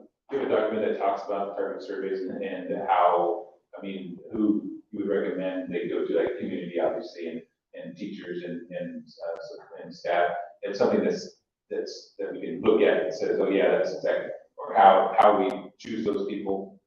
Maybe in here, I know there's like a whole bunch, on page 33, in the booklet, it's part 4, there's a whole bunch of stuff about the targeted feedback survey, it's like a page and a half. If there is not enough information there, I mean, I can certainly send you a process like. So is there multiple surveys or just one? It's one, I mean, we send it out once. So you send it to different groups? We provide you with these folks' emails. Yep. And like a timeline, if they're doing my evaluation in April, in my mind, we maybe release it in February, keep it open till March, maybe 1 month. OSBA is compiling the data We do. and then send it to the board at the end of March. So Yep, and then we facilitate the conversation over what you pay for. Facilitate. Like, we bring you the data, like, and we compile it, Oh. and then, like, pop in usually virtually to a meeting, because it doesn't take super long, present it. and Present it in open session, No, executive session. executive session. Okay, all right. And then if someone or something seems to be missing or feel like we want to change it up next year, we can do that. But I think that for this year, since we're a little late coming to the table, we should just kind of follow the process. And then just to kind of walk it, whatever, so we have done in April. Well, yes. We're late in terms of, Way ahead of where we usually are. but You're not yeah. that bad, trust me, you're not that bad. So in April, this would occur, and then I suppose I would reflect on that and have goals for the board for me for next year to present to them to consider in May. Yep. Okay. Yep. All right. I think I'm clear on the whole process, but I'll get it typed up and shared. Well, so it'll be on the August board meeting agenda. And I'll give you 3 goals. By the end of the week. Sounds good. So there will be 2 check-ins. So Yes. we'll go November, February. Okay.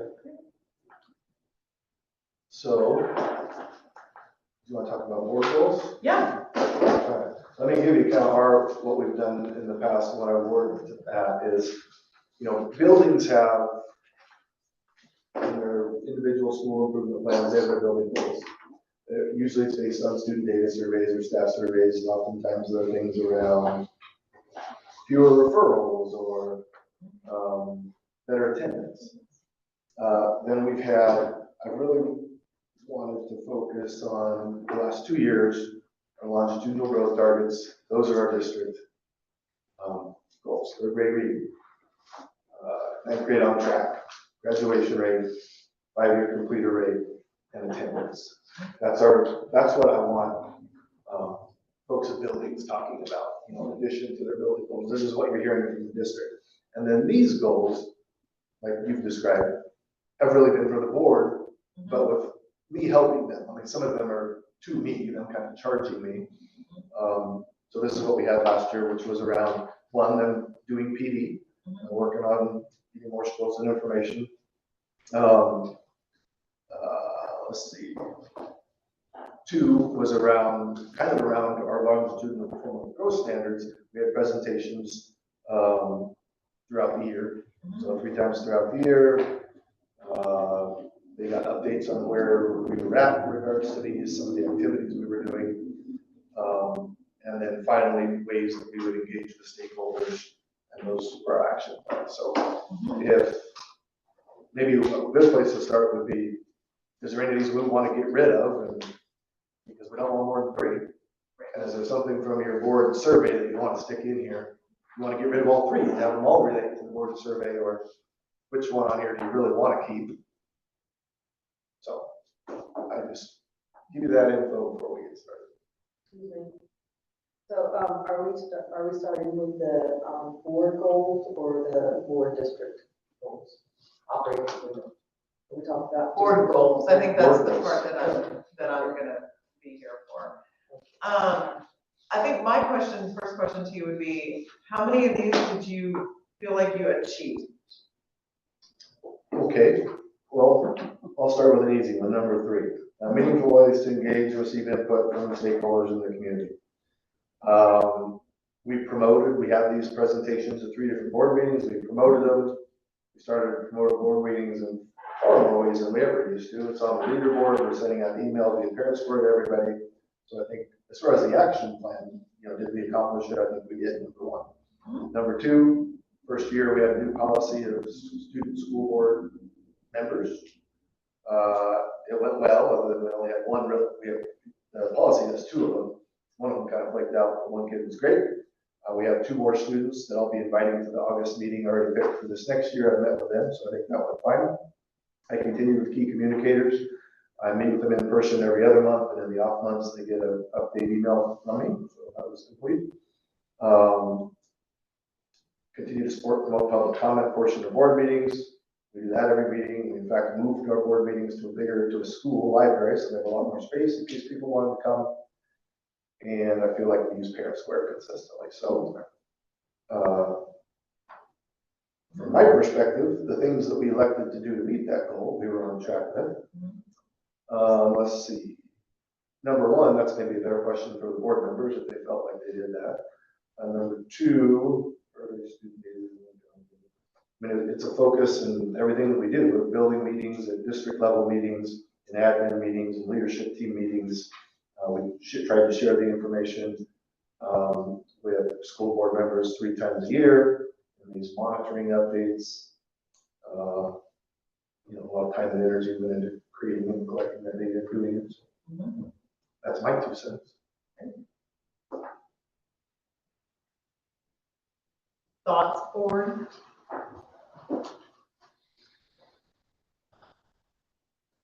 I have some notes here. Go ahead. Oh, Andrea, I'm gonna read from that, so. Okay. So, for example, number 3, if we feel like this is part of the, what word am I looking for? This is integrated into our processes to the extent that we don't need to have that goal, that it's in the culture.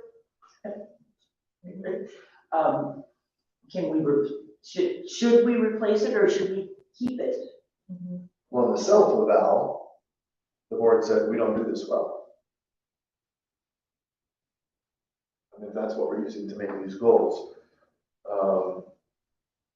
So maybe it'd be good to hear from people how they think we could do this better. One thing that isn't on here is keep in mind throughout the year, we're doing lots of other things to engage the community, from surveys getting put out for our integrated plan, receiving feedback from the community on the curriculum, community-wide events, whether it's health fairs or auctions or. So I'm wondering if when we fill the survey out, the evaluation, whether or not we were looking at it, because we did it as a board self-eval, which is separate from the school district, right? And so that may be worth a discussion if the expectation is that we as board members, as a group, are going out and doing those community contact versus what you're doing and representing, because that made the responses fuzzy, right? Because I know it's being done. You're constantly meeting and engaging in stuff, but as a board, is this group supposed to be doing those things? And that will help us. And I don't know that it is. I just, in my mind, this, person may disagree. It's just your charge to charge me with that and be able to demonstrate, here's the ways I'm helping get you feedback, whether it's our complaint process that's, it's bold on the left side of our webpage. Anytime anybody wants to share a concern, everybody in our district, principals, I shouldn't say my district, but the leadership in our district, they know right where to refer people. So I do agree with what you're saying, Barbara, you know, when you guys did the Yeah, survey, I it's think really we about need your to engagement. at least determine whether or not it's us as a board who's responsible to physically do these things, or we're charging, because that would, our response would be totally different. I agree. Maybe this could be, you know, if you wanted to get rid of some of this, but you realize this is important, you can encourage me to make this one of my goals. And I'm gonna give it to you by the end of the week, is be able to demonstrate the ways, all the ways that you engage with the community and try to solicit that. So, can we hear from everyone as to what our expectations I think are? Kristen has something to say. No, I don't want to interrupt. One of the things that you could do, if you wanted to keep the goal, but change the action plan, is to look at what the questions were under that standard to see what is it that are the expectations of the board itself, and make goals to do those kinds of things that are board related. So if you like the goal about being community focused, you know, one of the things that what is developing is board members are visible in the community.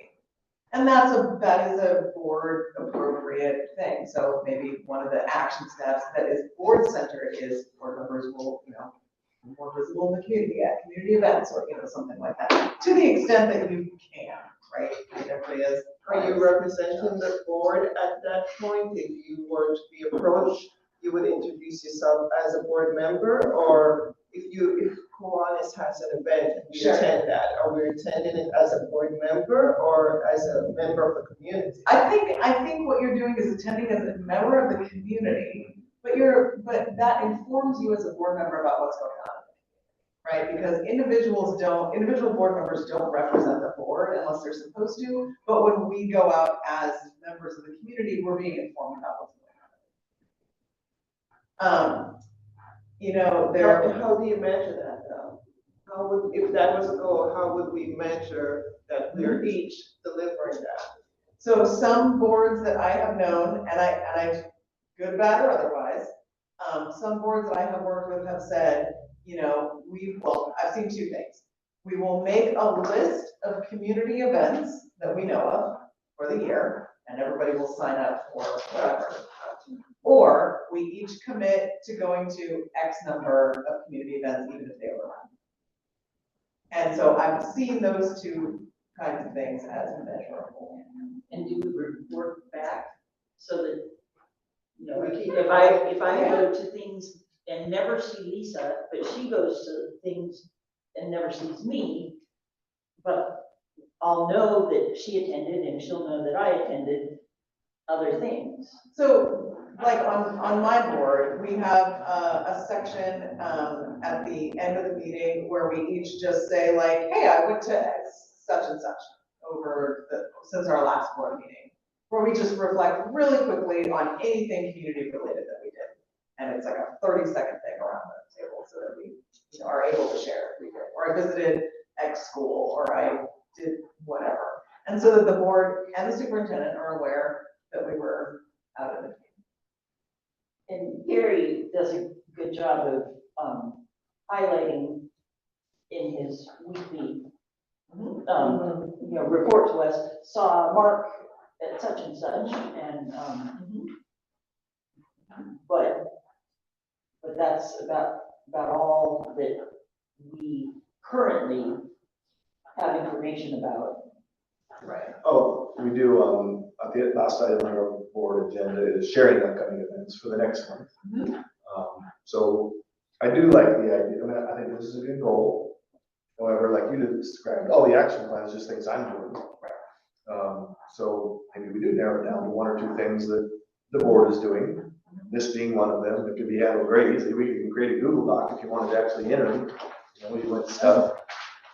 To me, that doesn't seem necessary. I like the idea of an open discussion, and it'll kind of remind you, oh, yeah, I haven't done anything for 2 months. I need to go to a basketball game or something. Folks could just, maybe right after we share things from the, that are happening on the next month, any board member that wanted to could share, I went to the football game last Friday and I attended the PTA meeting, but you know,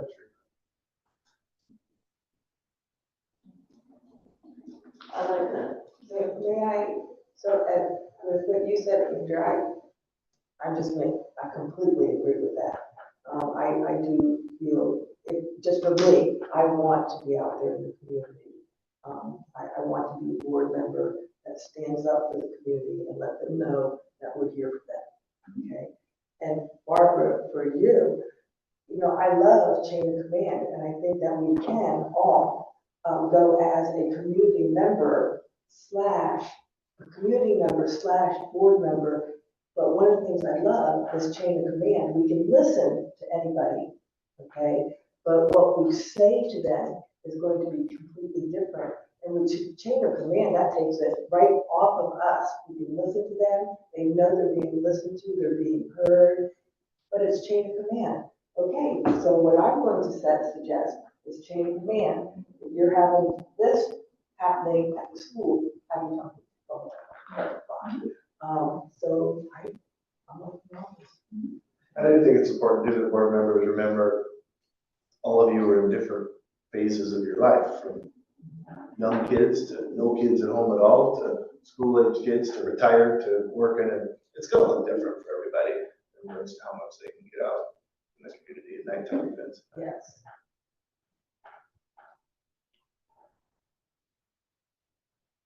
So is that maybe, so what are your thoughts on keeping the goal and adding a couple things to the action plan? What are your thoughts on that one? I like the goal. I think changing it would be good. Okay. And do you suggest keeping these items, or just maybe it's one or two board things and maybe a list, the superintendent, kind of combine those into one superintendent piece? Yeah, I would say, I would say keep it focused and narrow, right? So I would say a couple of board things and maybe a superintendent. Okay. Yeah. So is one of the board things that you're interested in, and because I'm just looking at your ratings, being visible in the community, is that something you would think that? Yeah. I definitely feel like since COVID, I have fallen down on being seen in the community. And I, not only as a board member, but just as a person, I need to get out more. So I like that being an actual goal, so that I can be reminded every month that there's that expectation of me as a board member.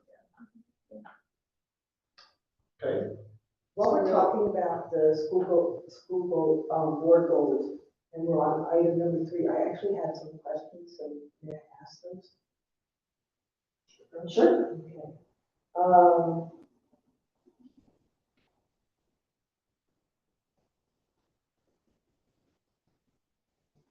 Okay, so one of the questions is how are we finding ways to engage and receive input from stakeholders to help make informed decisions? How are we doing that?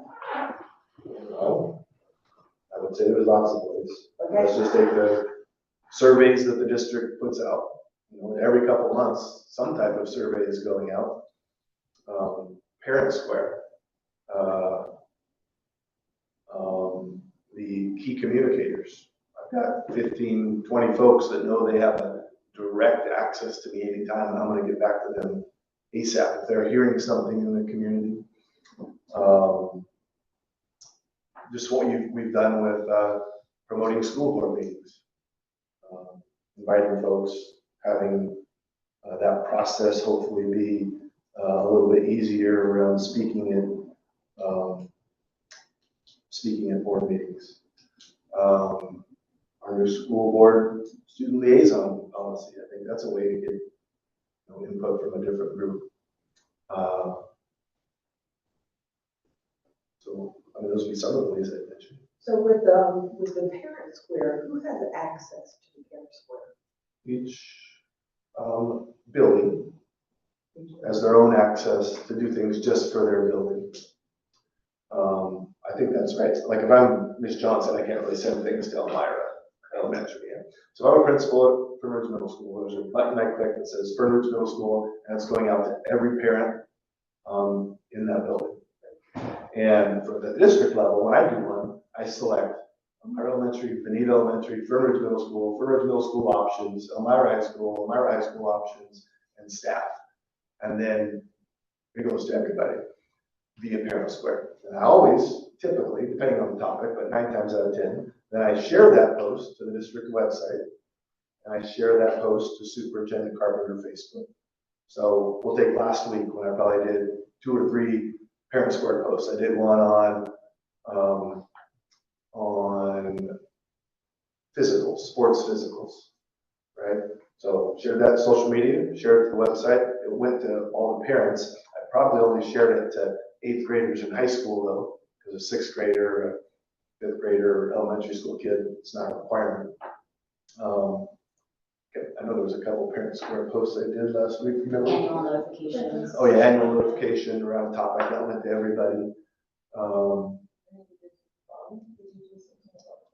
Yeah, I probably have done some around the bond recently. Oh, we did one around the budget committee, taking applications. We did around the bond oversight committee.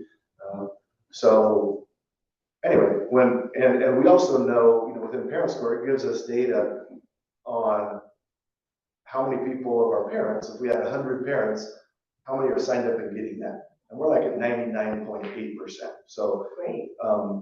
There's 1 or 2 families, and typically it's somebody that is either brand new or left or whatever.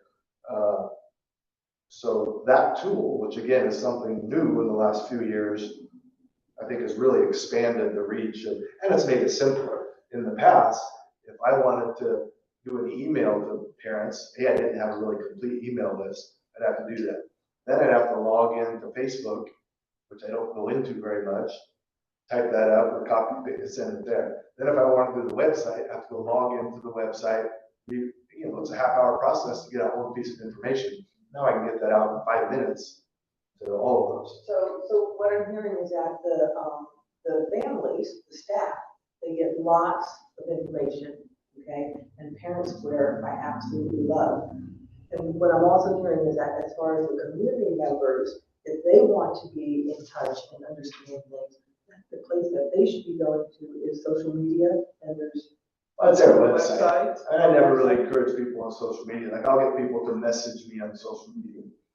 I don't log in there very much. Right. I can send things through my Superintendent Carpenter Facebook from Parent Square. But I try to log in once a week in case somebody has messaged me, and then I usually respond, hey, here's my email address. I'm not in there reading comments or any of that. But if I'm a community member, if they have social media, that's one way they can get information. But the website. But I would refer them to the website. Or it depends on what kind of information they want. If they have a question, right? They should just know, call the building. So anyways, a community member that's not a part of Parent Square, the best thing I would say is our website. And if they have any questions, call their corporate person. But social media is a way as well. But the only thing that I'm putting out on social media is, first of all the buildings don't have Facebook accounts, right? I think there might be 1 or 2, but the middle school doesn't. You're talking district accounts. Yeah, district account. Parent groups have social media things, PTAs or booster clubs. So for a community member on district information, yes, Superintendent Carpenter Facebook is a way to get that, but I think the website will always have everything that social media has and a lot more. So that's where I refer people. Is there a section on the website for community, or is it just general information? There's like a tab for staff. There's one for parents, but there isn't one specifically just for community. So the community can just go to parents or staff and read what's going on. And the Parent Square posts go front and center. So there, when you first log into the web page, those Parent Square posts are right there. And they can They don't scroll have to- down and see past ones.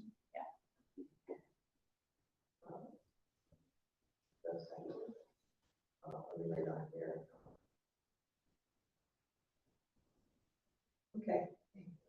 Let me look at this one. So this is something that I want to talk about, and I don't know if this is actually the time, but in regards to the student liaisons, okay? And, so in my opinion, it's not only the student liaisons, it's, FRIA, I like to talk about OSEA also, but, so they're presenting information, and this is just my opinion, and this is something that we can talk about, okay? Is that when they're providing information, in my opinion, if I'm hearing from the student rep, I'd actually like to hear information from and about the students. How are they feeling about things? You know, pros, cons. You know, I'd like to know exactly how they're doing. Is there anything that the board can do? That same thing with FRIA. We have a standing line for FRIA, which I still at this point don't know how we got to that point, because it wasn't on there before. This year I think is new. They requested. It is out. They have. It's been, there's been that before, but last year was not on there, maybe the last couple of years. It's just something a lot of districts do. They requested it, so. I love that they come. I would also like to hear from, because FRIA is our Licensed teachers. licensed teachers, and then OSEA is. I've invited OSEA, they just don't want to. Or they said they'll just, if they ever have an item or something, they'll come, but I've invited them, they don't want to stand. Thank you very much. So, so that takes that part off of OSEA. But with FRIA, I actually would like to hear about the teachers. You know, I think that hearing about board members, if they have, let's say, 5 minutes, and they want to do an intro with however they're feeling about the board and things like that. But with FRIA, I personally would like to hear, what is the staff thinking? How does the staff feel? Do they have any concerns? Are there any pros and cons? If we're going to take the time and have them come, let's talk about things. They have concerns, what I guess I would say is, they have concerns every month about something, but they're coming to me. Why are they coming to the board meetings? I love them coming, but I would like to hear pertinent information. I'll ask them. But I think it's just to share about things within their organization that are going on. I think back to things that they've talked about. Usually, at the last meeting, it was about raising money for a scholarship for a fundraiser, maybe some events that are happening throughout the district, voicing their support of the bond. I mean, I don't ever know what they're going to talk about. Correct me if I'm wrong, but I think what you're saying is we get like activities and upcoming events 4 or 5 times in the same board meeting. The student rep does it, then Maria does it, then we talk about it at the end. So like we could streamline that process a little bit. I think is what you're Yes, I am saying that, but what I am also saying is, a perfect example, you know, they talked about the bond, they talked about the fundraiser for scholarships, okay? What I'm not hearing is anything really about the teachers. How can the board act on community, teachers, students, when we don't know anything about them? And absolutely, I think it is good they come to you, that is your job, okay? And you should be taking care of everything before it comes to the board. But if they're going to come to speak, come and speak about things about the teachers. Yeah, well, if you want to direct them what to talk about, I guess do that, and I'll pass it on to them. I don't direct them anything, I just, Well, it actually, has to be on. yeah, I'm actually talking to the board. Yeah, I was looking right at you, Bob. You have suggestions in that regard? I've seen, I assume FRIA is your association. Yeah, Teachers Association, okay. I've seen there be, particularly in one district I'm thinking of, like a standing item for a union if they want it, and they don't often, with updates. And it's not to bring concerns, it's just to bring updates, if there are any. I mean, not to say that they can't share concerns, but the goal is positive, it's to bring updates. They don't always use it, whatever. There is, what I think we would want to make sure is done is that there's still, the knowledge that there still is a chain of command, right? That there's not, any, mixed messaging that, that there is a solicitation, and I'm not saying there is, and because every time I give an advisory comment, it is always about an unintentional solicitation. Okay, so just know that I'm saying, like, because my job is to keep you in best practice and protected. So we don't ever want to indicate that there is a solicitation of going around the process, right? We don't ever want to indicate that there is a, like, well, you can go around the superintendent for complaints to come to the board, right? So like, so yes, knowledge of teachers, knowledge of practice, knowledge of what's going on, I think that's great. When I've seen that done, it is still in collaboration and with the full knowledge of like, of the superintendent and for the information of the board, but with the understanding of what the purpose is, certainly what the purpose is. We want everybody to As far as they're concerned, I mean, the leadership of Freedom understands chain of command well, so if they had some concern, they wouldn't come to the school board. Right. They'd come to me, and if we didn't get it resolved, they file a grievance. And then I would probably inform the board, hey, Frida filed this grievance over issue ABC, and then it could get to the board level. But I think that maybe something wrong you're talking about, Lisa, is that maybe Freya comes with something that, you know, maybe there's a teacher at the middle school or the elementary school that's doing a certain teaching style, or they adopted something and you want to hear about that. I mean, that would be hearing about the teachers and what they might be doing. She could pick a teacher, or maybe she could solicit things from the teachers or the certified staff about things that they're doing and maybe highlight something like that when she comes to the meeting. I mean, I think that'd be really the only way to hear about it. I mean, as long as they were, you know, and then the same thing with the student advisor, you know, instead of giving us what the current events are, those could be all submitted to Bree, and those can be put at the end of things. I mean, those should be all done. And we should never say hear about current events from Free necessarily, unless it was Free specific, like the fundraiser. But even that could be put on the calendar at the end of the agenda.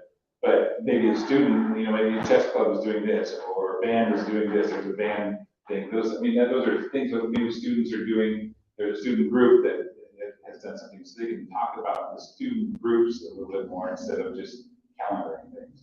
And we can work with the principals that work with the board wanted to come up with some kind of format to give those students to say, hey, about events, just submit them to Michelle or Bree, they'll get at the end.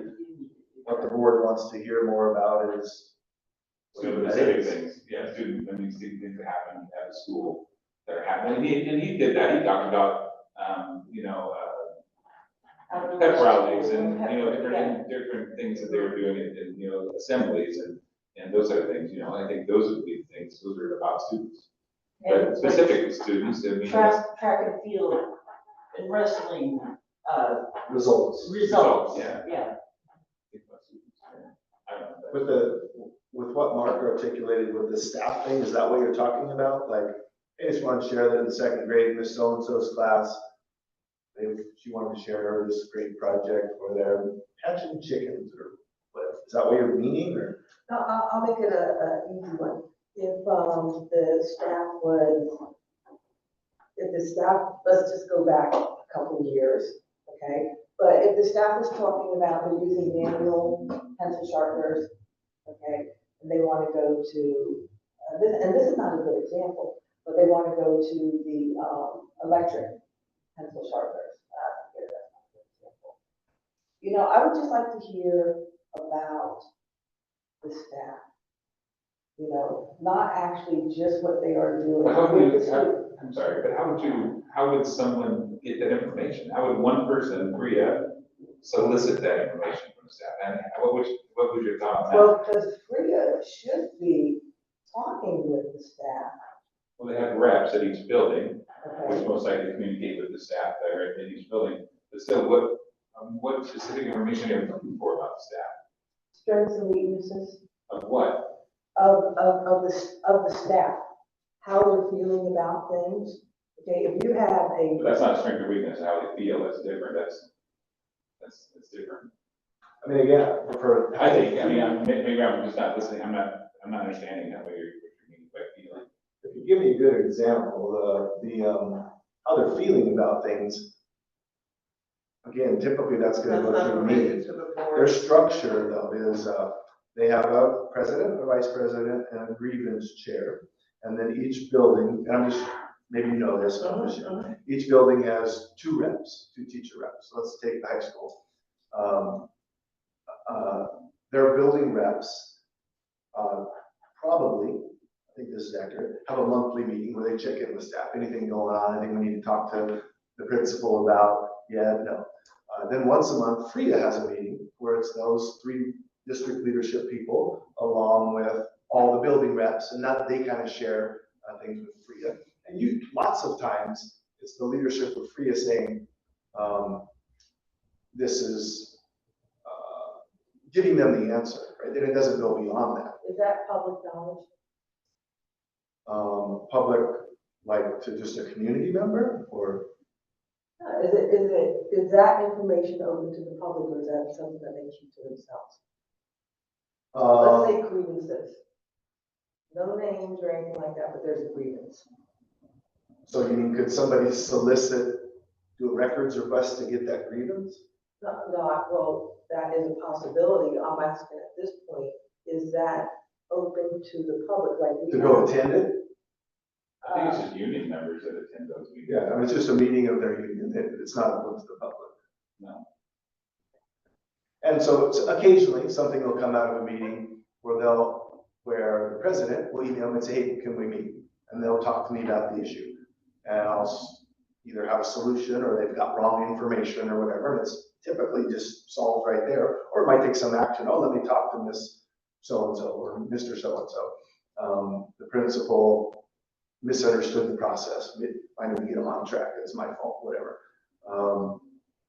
So that's, kind of the flow of when problems arise, how that occurs. It wouldn't be,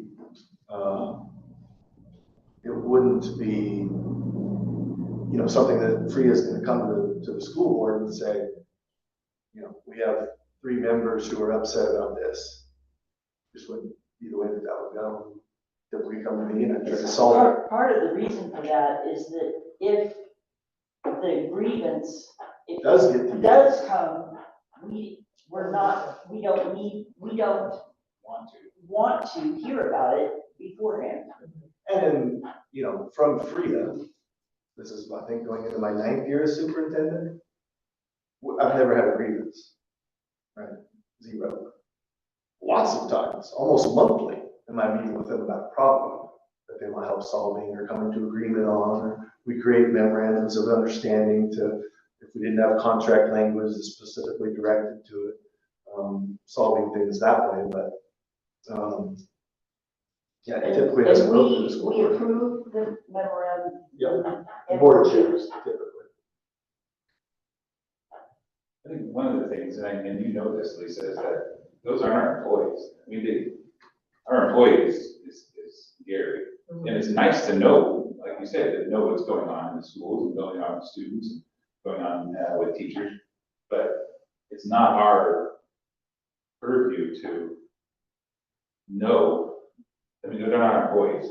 And typically, I do try to keep, if there's some significant employee issue, hopefully I would think over the last year, you've seen a couple of those show up in my Friday emails if there's something. I would also say that oftentimes if it's some minor thing, but it's just something the way I kind of treat it is if I'm spending time on it, right? Then I might communicate with the board chair, about, hey, just so you know, this issue's going on, just keeping in the loop in case you hear about it. There is a lot of communication with just the board chair that I have that isn't to everyone. But I guess we're kind of getting sidetracked from the initial question, which was around FRIA presenting it at meetings. If you gave me if the board collectively gave me some direction of what you would really like from FRIA, I'd certainly share that with them. Well, I would really like, What Mark was talking about. yeah, Mark was talking about, highlight a teacher or. I think also once or a couple times we heard about training that they've attended to. Oh, So right. they did incorporate that in a couple meetings back where they talked about, how the teachers bonded together to cover classroom while others were allowed to go and do professional development. So around professional development, what's happening, that would be something good to be on there. So we know they're actively taking the time to, improve and support each other. So other than that, I'm not sure what else you would like on their report or in their report. I guess what I'm trying to get at is climate. And I'm trying to figure out, how does the board understand?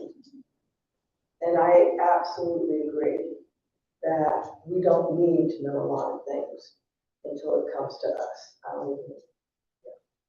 But as far as the climate, how are we as the board supposed to know and understand how each school, including the teachers, the staff, the kids, and our families, how are we to know how are they really doing? If we get reports and everything is always, pretty much warm and fuzzy and things like that, we're not ever getting nuts and bolts about anything. We're just But getting, what is the board's responsibility? What is it that you're responsible for? Who are you responsible for? the district. Yes, You're responsible, you're charging your superintendent to manage that. but we have to be And he's informed. informing us on those things. He keeps us informed. One way I would say it, maybe it could be a little bit clearer, but I would imagine, need to go back and look exactly, but remember each school does a presentation to the board once a year. Right. And typically in those, they're sharing data with you around student surveys, staff surveys, climate of the building, families. That would be one way that each year you're kind of hearing, some information around school climate. When I look back, think back at middle schools, one this last year, they had some data, I think, on referrals per day or that kind of thing, which is some connection to school climate. As we're talking, what I think about is what might help when they present, whether it's FRIA or the principals for each school, they're presenting to us, and the only time we get that information is when we're at the board meeting. So is there any way that the board, if we decide that we could get that information ahead of time, so that way we can actually review it? If we have any questions, concerns, anything like that, then we'll be able to be prepared to ask them during the board meeting. They always ask, do you have any questions? And they're giving us monthly updates on things that are happening in the school every month. I mean, we get that written before the board meetings, a report from the principal. Yeah, anything can be done. I just want it to be the collective charge of the board. I think back, Andrew would probably be a good person to describe this, but the amount of information that I'm being to you is 15 times what it was 15 years ago. And by you, I mean the school board. Yeah. Right? Weekly updates, that's something we never did until I came here. Monthly updates from principals, that's not something that we ever did. What your specific question around, could the school give the presentation, so you don't just see it Monday night? Sure, that makes sense to me, but I don't know how early. Do we post it Wednesday typically, or sometimes they're last minute still making changes? I could charge them to say, hey, this So let's Monday, let's be realistic. yeah, Miss Perry, or your thing is next Monday. At a minimum, I want it done by the week before, so the board can at least look it over. That's easy to do. So you might make tweaks even that. Yeah, It's gonna be and more general. we would understand that it was a draft. Right. The getting the building presentation a week ahead of time is certainly reasonable. And can we also do that with, pretty much any presenters with FRIA? Well, I suspect that with Freya, that it might be a Monday after school before the board meeting. yeah, I don't know that, I mean, the board policy says that people need to give me something 5 working days ahead of the agenda to be on there. Well, Freya's let me know they want a standing item. I'm not going into detail about, give me verbatim what you're gonna present on that next Monday ahead of that. I just have the item. For our principals, it makes sense that, for their annual presentation, it's something they only do once a year. They should be able to get that to you guys ahead of time, but it would be a stretch for me to tell OSEA or FRIA, hey, whatever you're gonna say next Monday night, I want it a week ahead of time to share with the board. A week ahead of time, something might be a big issue, but by the next Monday, it's resolved and we don't need to hear about it. Right.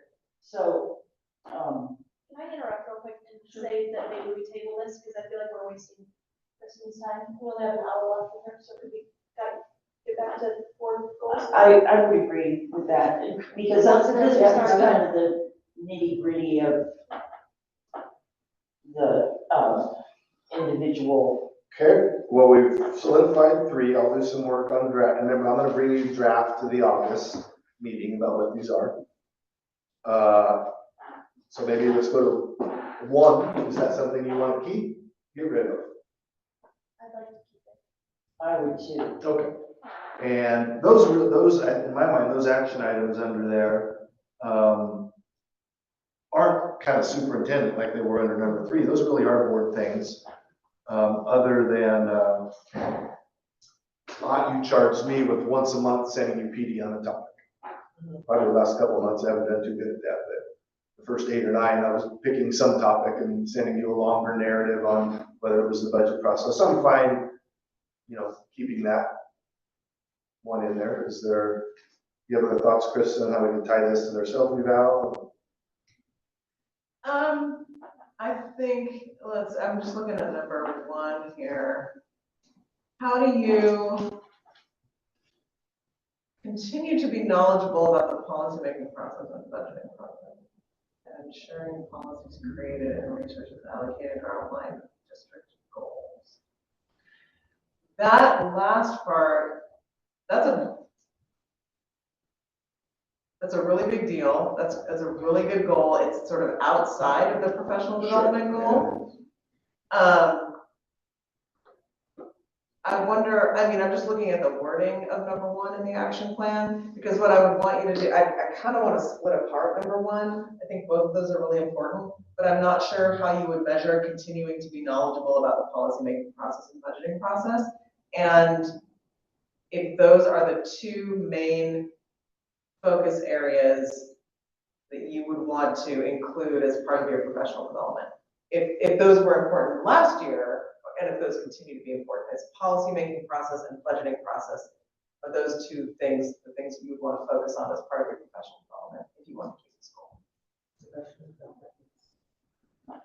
So,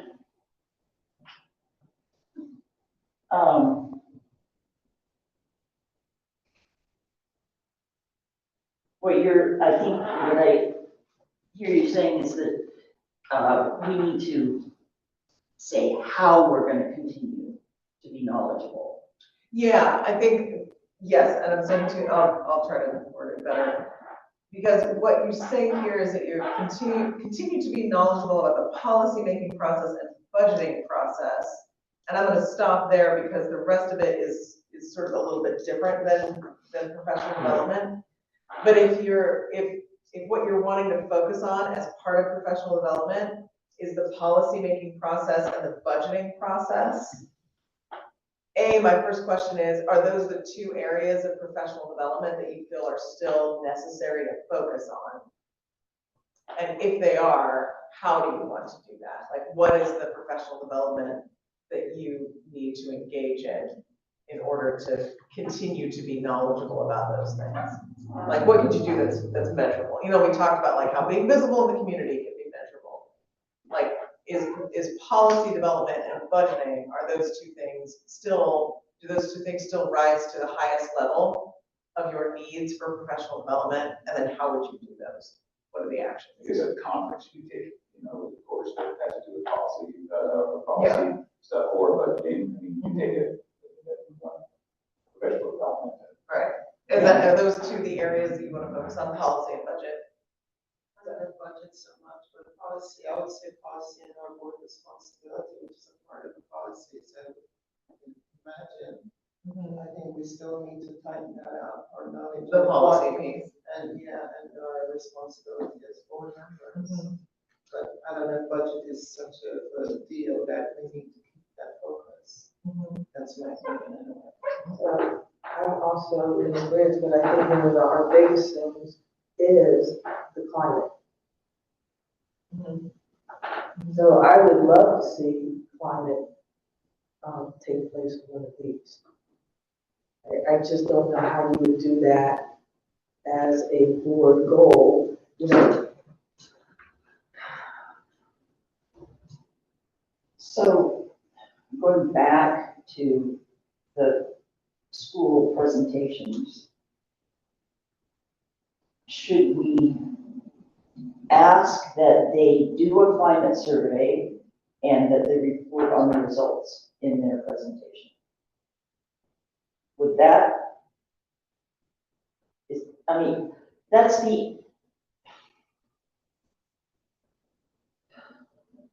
the only way that I am comfortable asking about climate. I mean, at any given time, you know, so the day after Halloween, the middle school is going to be really unhappy. But the day before the holiday, the Christmas break or the winter break, maybe they're going to be really happy because it's the day before winter break. So, you know, the climate in the buildings is going to change. It's fluid. And who will determine the questions that are going to be on those surveys? Because you're looking for something specific. I actually talked about climate in the board. On the radio word. Okay, so. And that makes more sense. If this is a That's board a whole goal, different then that's what goal. Yeah. I think, you know, I think you could do professional development on the board's role. And I mean, first of all, board culture and climate. And if you wanted to extend that out to what is the board's role in modeling healthy climate, culture and climate for the rest of the district, you certainly could. And what is it that you're looking to see at this point when you're measuring climate within the board? Can you share some detail on that? I would just love to have some kind of More social times together?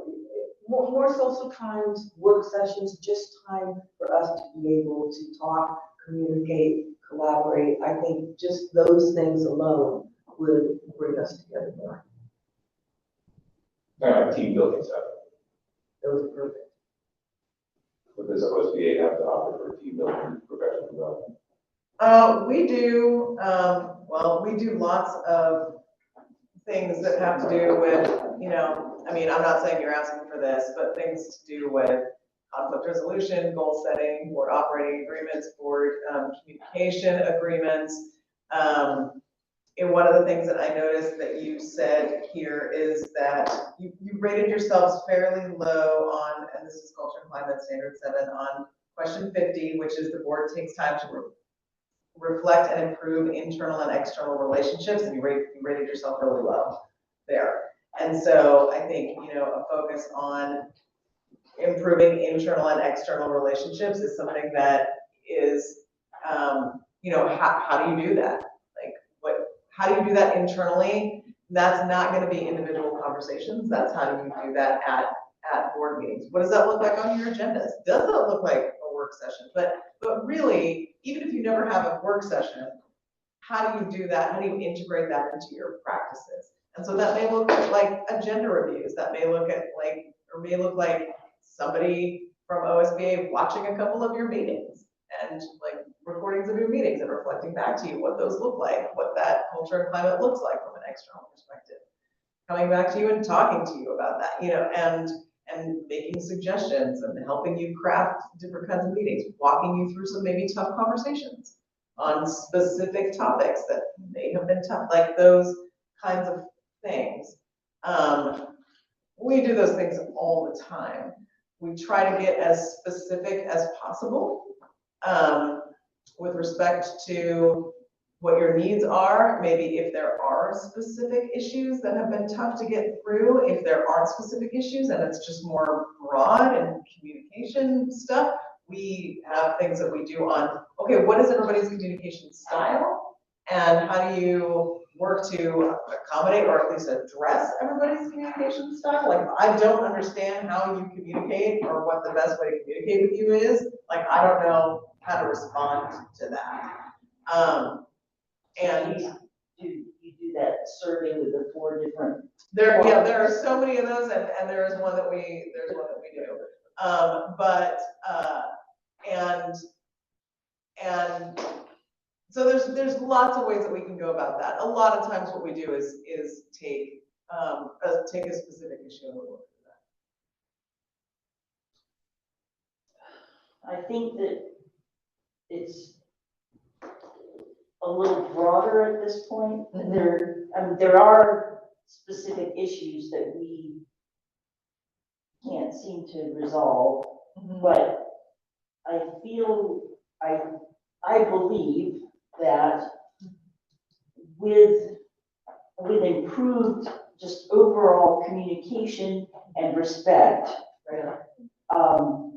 that we can resolve the specific issues we can try to resolve the specific issues on our own. If we can't, after some professional development on just communication and respect, then we would perhaps ask you, okay, we just can't get past this particular thing. Yeah.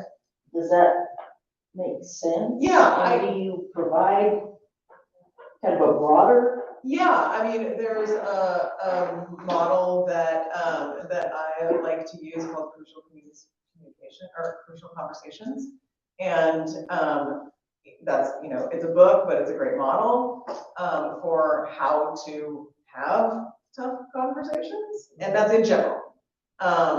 And we talk about, getting through that. That's, what do I want for me? What do I want for you? What do I want for the relationship? Like, how do you find that common ground enough to establish respect so that you can scaffold and have a tougher conversation? So we do not necessarily have to work through a tough thing. That's often where it starts. We don't have to do that. And, I mean, it sounds really basic, but often starting with the back up and assume that, that we're all here for best intent and start there. But what is the best intent? Like, let's define that first, right?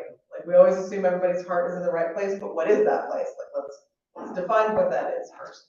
And we do a lot of that. We do a lot of culture building on boards because that is a super important thing. Like, you can't do, it's really hard to do business and to get through the business of the board if there are broken pieces on the board. It doesn't function as well as it could. So what does that look like? Is it like a monthly work session before the regular business meeting? Is it 4-hour work session on a weekend because some of us work? Yeah. I would never put you through 4 hours. That's okay. That's exhausting.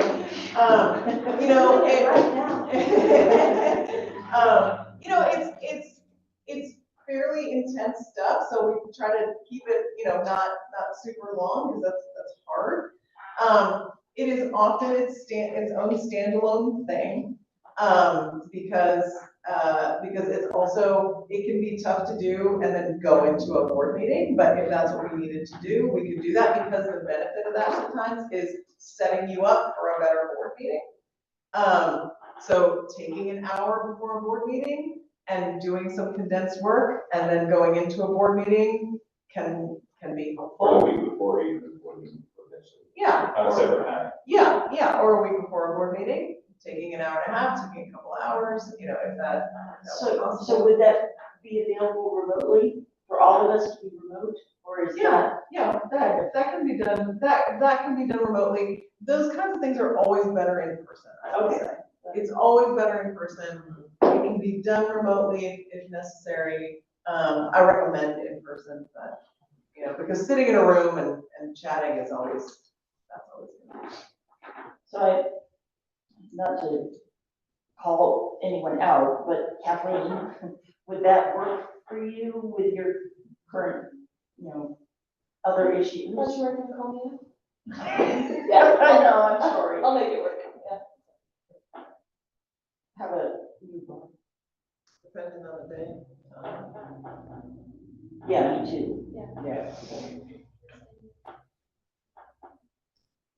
So, Would Bree have to be here? Well, it'd have to be a meeting, That's so what Would I'm have to be it'd be a work session. It has to be public.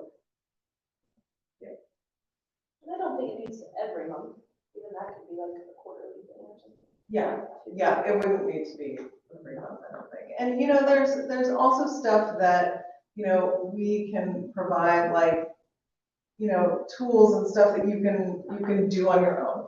too. Like you said, a book, potentially. Yeah, like, We could read a certain amount of book, come to the meeting, discuss whatever we discussed, as part of the book too, yeah, or whatever, I mean, we've done that, I've done it. yeah, here's a book study, here's some good articles, like, here's some things to discuss, that you could do on your own, and then like once a quarter, have a facilitated conversation, or something like that. That can be. so are we seeing this as an action under number one, or a separate board climate third goal? I actually love the goal idea. Well, I mean, if that is part of professional development, you can certainly stick that under action plan. I mean, that's a big action plan, and I would leave that as the only one. Because if you wanted to commit to, whatever ongoing looks like, whether that is with OSBA or without OSBA, if that was an ongoing thing you wanted to commit to, which if you're talking about changing the culture on the board, that is an ongoing thing that you commit to. I think that, if policy is something in there too that you need to keep working on, that's great. But, the role of the board, if you're interested in that, is gonna be part of this. But if you wanted to commit to some ongoing board culture work, I would say, that could include going to conferences and all of that, but that is a big picture thing. I would leave that as like your sole action step. That's a lot. I love that. Would we be able to get those tools that you had just mentioned? You said that there's. Yeah, I can send you stuff. Thank you. Thank you, absolutely. Okay, so I'll work on rewording that goal and eliminating the three things under that action plan and creating one item that's going to be around PD and the subcategory of PD, board culture and climate, is what we're saying. Okay. I'll get a draft of that done this week, maybe run it by you first. Yeah. before I send it to the board. And then, so our goal number 2, we're going to, again, we got about half hour or so. Change that goal, keep it, go with something new. I feel like it's important. This goal is important, and I guess we're going to talk about the monitoring presentations later, but I feel like, I believe that the presentations have been useful. Okay, yeah, I remember talking to Michelle at the end of the year, the timeline doesn't really work well with the 3 months Right. we selected. Yeah, I agree with that. But in general, I think that I believe that we should continue to have some kind of regular presentations. Yes. And again, I'm gonna go with time for the board to actually review independently, you don't need the whole board to review the material, but to actually have a discussion time prior to or during the board meeting. Well, there's always discussion now. There's always a discussion. But you If you feel want a like presentation ahead of time, like you talked about the other things, so if Michelle's given a report, I think, just send it to us ahead of time, and there may be some tweaks that she does because the data is coming out. But that way we know what she's gonna present, if we have specific questions about it, then we can ask those questions of her or whoever. And one of the things that I'm trying to do is, and I'll take Michelle as an example. She had a report, I got it, I reviewed it, and what I did is I sent her the questions prior to the board meeting, so that way she would be prepared, and it worked beautifully. yeah, the more you can get questions or issues to either me or her, or whoever's talking at the board meeting, the better. Because Yeah. there will be times where I will just have to say, not sure, and I'll get back to you, depending on what the question is. Right, so if we have this information beforehand, then it allows us to.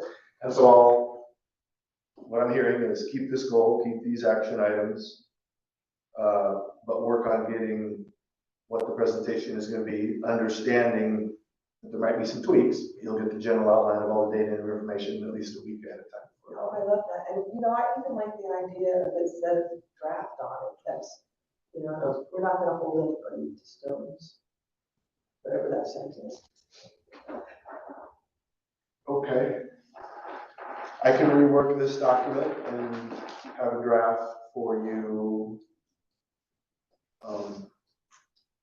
I'll try to get to you ahead of the board meeting. That's only a week, or board meeting's in 2 weeks, right? August 19th. Oh, 3 weeks. Okay. I know that's done. I'll try to get you a draft of this, our superintendent evaluation process, at least a week ahead of the board meeting. And then you guys be thinking about topics if you want to discuss. And we'll hopefully be able to finalize them both on the 19th.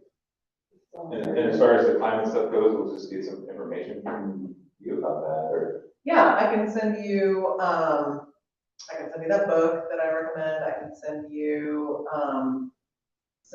what would you like from me about that? Like worksheets or 1-2 pagers. I don't mind the book idea, Yeah, the book idea is a good, I can clean, give you, easy one. yeah, I can give you the book idea.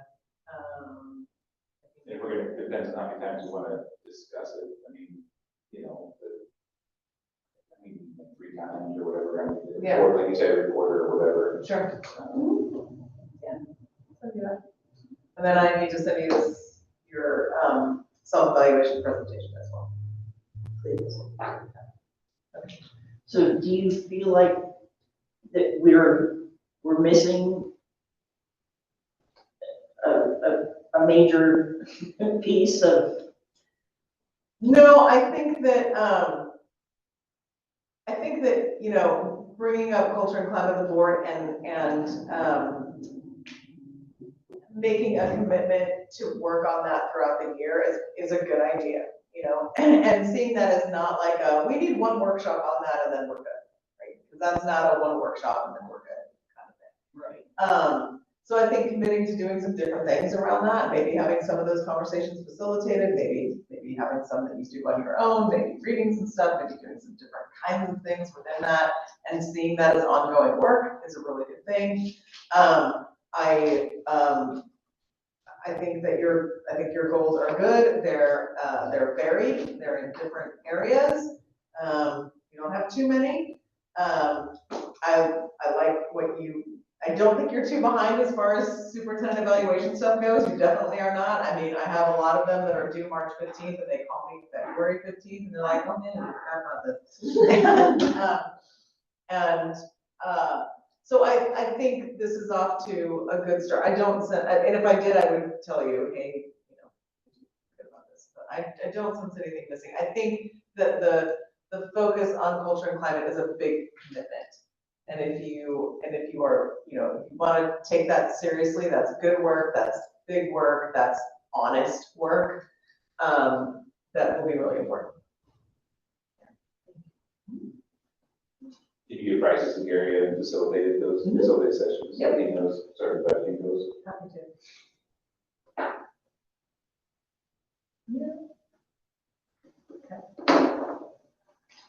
You need anything else from me? Thank you very much. Of course. Thank you.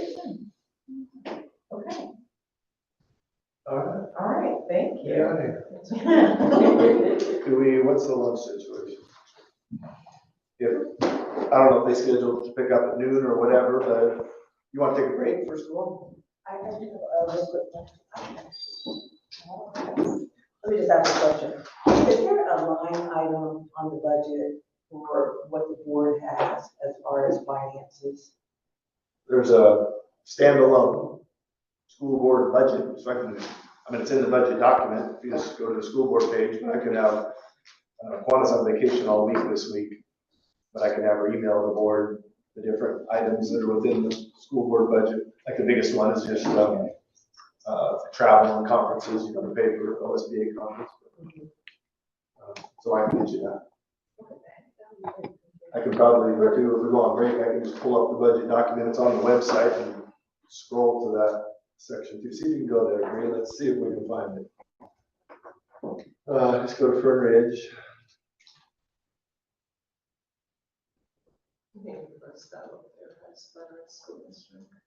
There you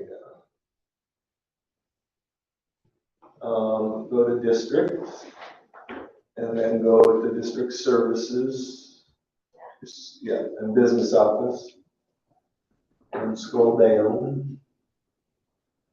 And right there. Down. Right. There you go. We're going to click on budget information. Scroll down. There's our adopted 24-25, so click on that one. And Control F, school board. No, click right in the document. And then hit Control F. Why is it doing that? Because it's not a standalone PDF, it's actually a web document. If you downloaded it, it'd be a PDF, then you can search. Oh, okay, yeah, that's true. Hit that download thing up by the printer. Smarty pants. You just put it on the desktop if you want to. That's easier to find usually. Yeah. Then just go to your desktop. All right. Now let's try Control F. Thanks, everybody. All right. Thank you. Have a good day. Is that? No. Is it just, are you searching? Yeah, so just type in school board. Keep going. Oh, hit the down arrow next to that one out of 15. Up top. Where you type? Oh, I see. Yeah, go down, go down. Next one. Next one. Next one. The school. Okay, next one. And school board goals. Keep going. Go. Go. Keep going. Oh, maybe I lied. Keep going. Okay, let me look. Becky's getting lunch. Okay, let's just take a break and we'll go to lunch. Oh, yes.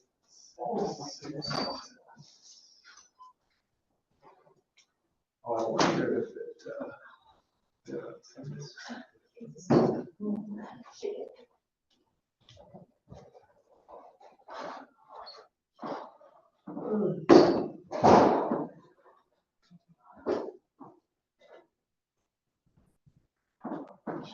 Pretty well.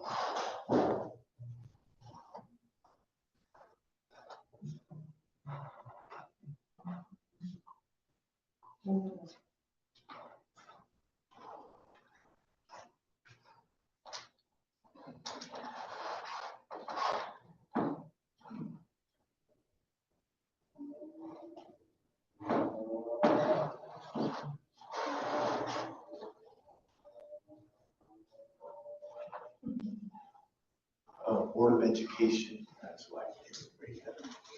So if you, on that document, Lisa, on page 46, the reason it didn't come up with school board is because it's called Board of Education. So this is the total school board budget in 24-25 is $102,660. That's how it's broken out. Biggest cost is our audit, 56,000. Legal services, 25,000. Those are the different areas. Travel, the school board, you know, where you guys go to your conference, 5,500.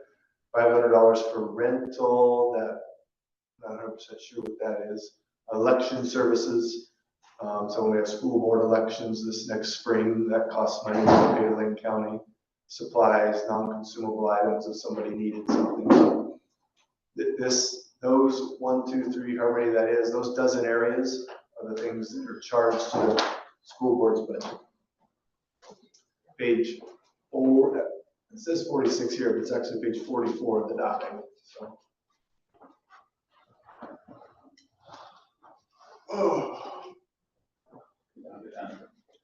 Page 44, Board of Education, not school board.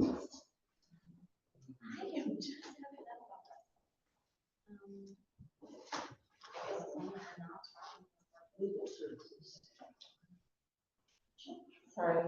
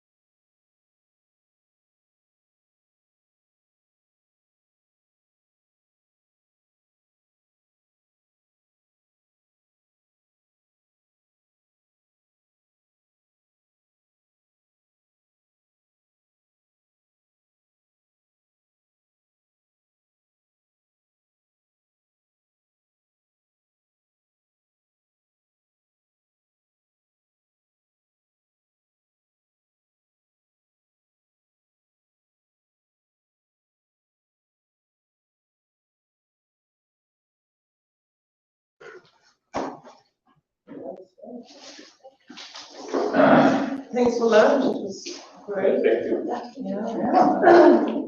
Let's, into our afternoon session. I'm falling asleep now, but we're gonna have to step out. Yeah, probably. At least it's mine. All right, so our next topic that we'll be discussing, reviewing, will be our board/superintendent operating agreement, which we have up on the board here.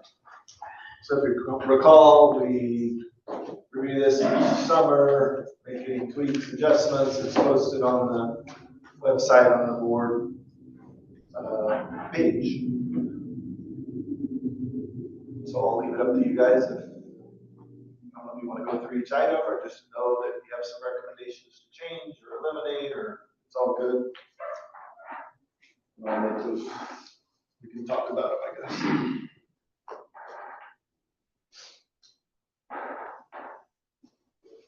Open for discussions. I'd like to make a recommendation that we add some language along the lines of voting during our meetings. I know in the board policy, BBD, it says that each member vote on all motions will be recorded in the minutes. And if there's an abstention, then that would also be recorded. So it is board policy that each member vote on all motions. And we've had a few times where we have members not voting at all or abstaining. So I'd like to add some language in the line of board members will commit to voting for or against all actions proposed to the board and will refrain from that abstention.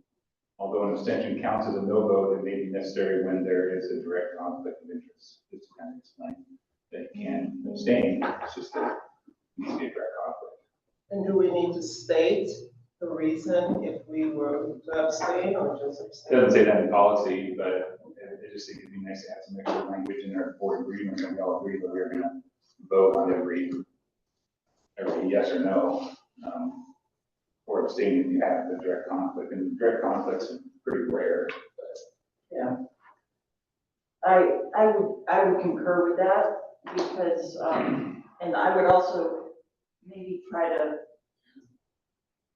not require, but put in a recommendation that if we're abstaining or not voting, to give a reason, because.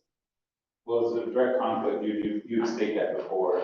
When the motion's made, you just state that the direct conflict, because you're not allowed to participate in any discussion if it's a direct conflict. So it would be like for instance, an example would be, for some reason, we're voting on a contract with a contractor and our spouse owns the business. That would be obviously a direct conflict. So you would declare ahead of time that you have a direct conflict. You wouldn't participate in any discussion or any voting when the motion is made. So besides a direct conflict, there's perceived conflicts, but most of those are, that almost never happens. I mean, that happen. But I think it is in line with our policy that says that each member can vote on all motions will be recorded in the minutes. I think that it'd be nice to explain it that as we get agreement. If not, we'll just stay with policy that they all vote. Okay. Number 5 kind of talks about decision making already. It says own the collective decision making process, support decisions with the majority after honoring the right of individual members to express opposing viewpoints and vote their convictions. We support the majority decision. So we always have when we're voting first, a second, and then of course any dialogue. People want to express any differences or ask any questions at the same time. Do you want to read that again? What you want? You guys want to? Does anybody? Anyone object to that recommendation? And I worked with a language advance from OSBA, and he thought it was, he recommended the first part, I recommended the second part. Okay. Lisa? So can you, I'm sorry, can you say that again? Somebody was calling. You want me to read it again, the language? Please, or you can have liberty if you want to. board members will commit to voting for or against all actions proposed to the board and will refrain from abstention. Although an abstention can counts as a no vote, it may be necessary when there is a direct conflict of interest. So, there doesn't have to be a direct conflict of interest to abstain. There are other reasons why you can abstain. It doesn't have to be a conflict of interest. Okay. So my opinion would be, to keep the yay, nay, or abstain. And I just gave an example. That's what would be a reason to abstain. So. Well, I don't know what our policy says. I know that what OSBA is going to say on this is you shouldn't abstain unless you have a conflict of interest.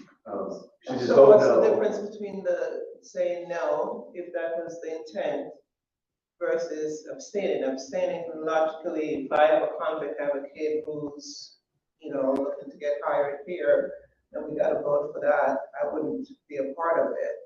So what would be the other reason that someone would want to abstain? yeah, so we can do a nay, but an abstain is going to say that it's a no, right? But you don't have to say no to it. You can abstain because you have, for reasons, you have reasons that you're not going to vote. One of the reasons would be not having appropriate information, data, things like that. I would be hesitant to abstain because that would take us potentially down to a 2-2 vote. Like the autumn. It just wouldn't go, that just wouldn't pass, and the motion would pass. Yeah, I can understand that if it was a 2-2 vote. I can understand that, and I can do it again, but we're still able to abstain, so I wouldn't want to let go of that. We're not saying that, we're saying it's rarely should be used, and only maybe where there's a conflict of interest, because you may be benefiting from, if you were to say yes, ultimately you would be benefiting or have reaping some reward from whatever you're agreeing to. Right. In my mind, we have a motion, we have a second. There'd be discussion. If board member Gary thought, I don't know if I can vote on this, like you said, I don't have enough information or whatever, then I would have that discussion there. Then the board could say, you know what, let's get Gary some more information, we'll vote next time.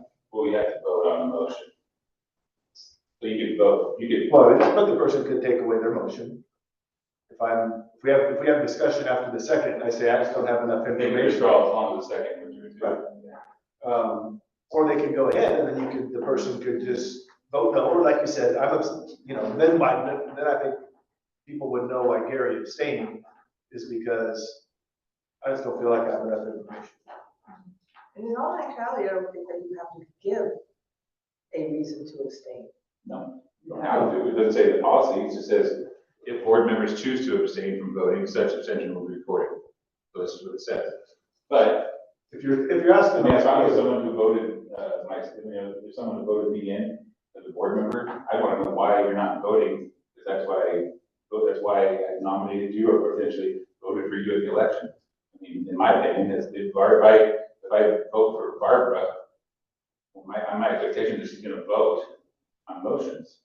And if she doesn't vote, I mean, as a person that voted her in, I'd like to know why she's not voting.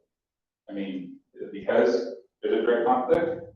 Is it because you don't have information, or just because you don't agree with what's going on? I mean, who knows? But I would want to know if I voted for Barbara as a board member, which I have in the past. I want to know why she's not voting. That's why I voted her in to go there and represent the community and vote on motions that have enough history. hopefully that could come out during the discussion, but Yeah, if we don't have a discussion, then we're just not voting. if no one discusses it, they just don't vote or abstain. So what was the second part of what you suggested? I mean, it said you can't abstain, it should be rare. Although an abstention counts as a no vote, it may be necessary when there is a direct conflict of interest. I think that's the only part that I would agree to. So if it said, although an abstention counts as a no vote, there may be times.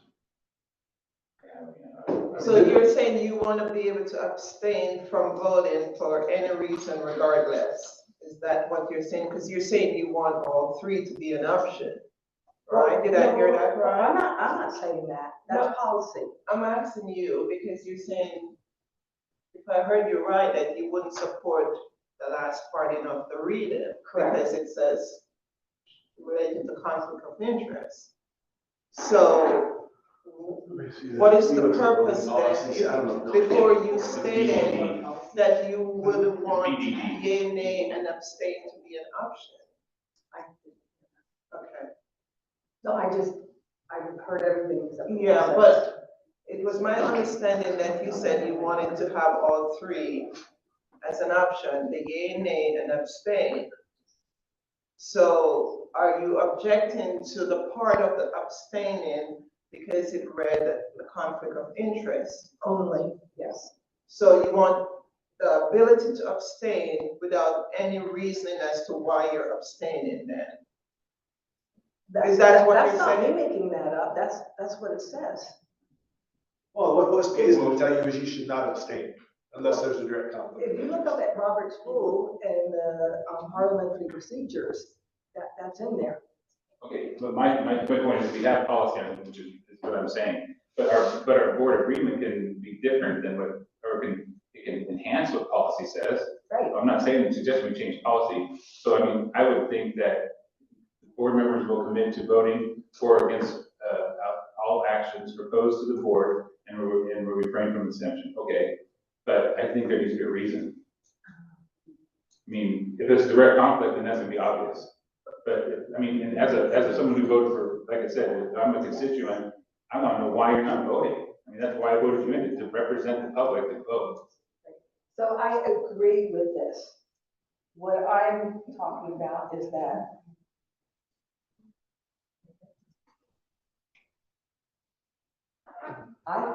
anybody can abstain. Well, I'm not saying you can't. I'm saying you should refrain to. That's what it's saying. You should refrain to, because really it's just a no vote. So just vote no. Exactly. Then just vote no. Okay. That's my point. I mean, if you vote no, you don't have to give an explanation at all. Just vote no.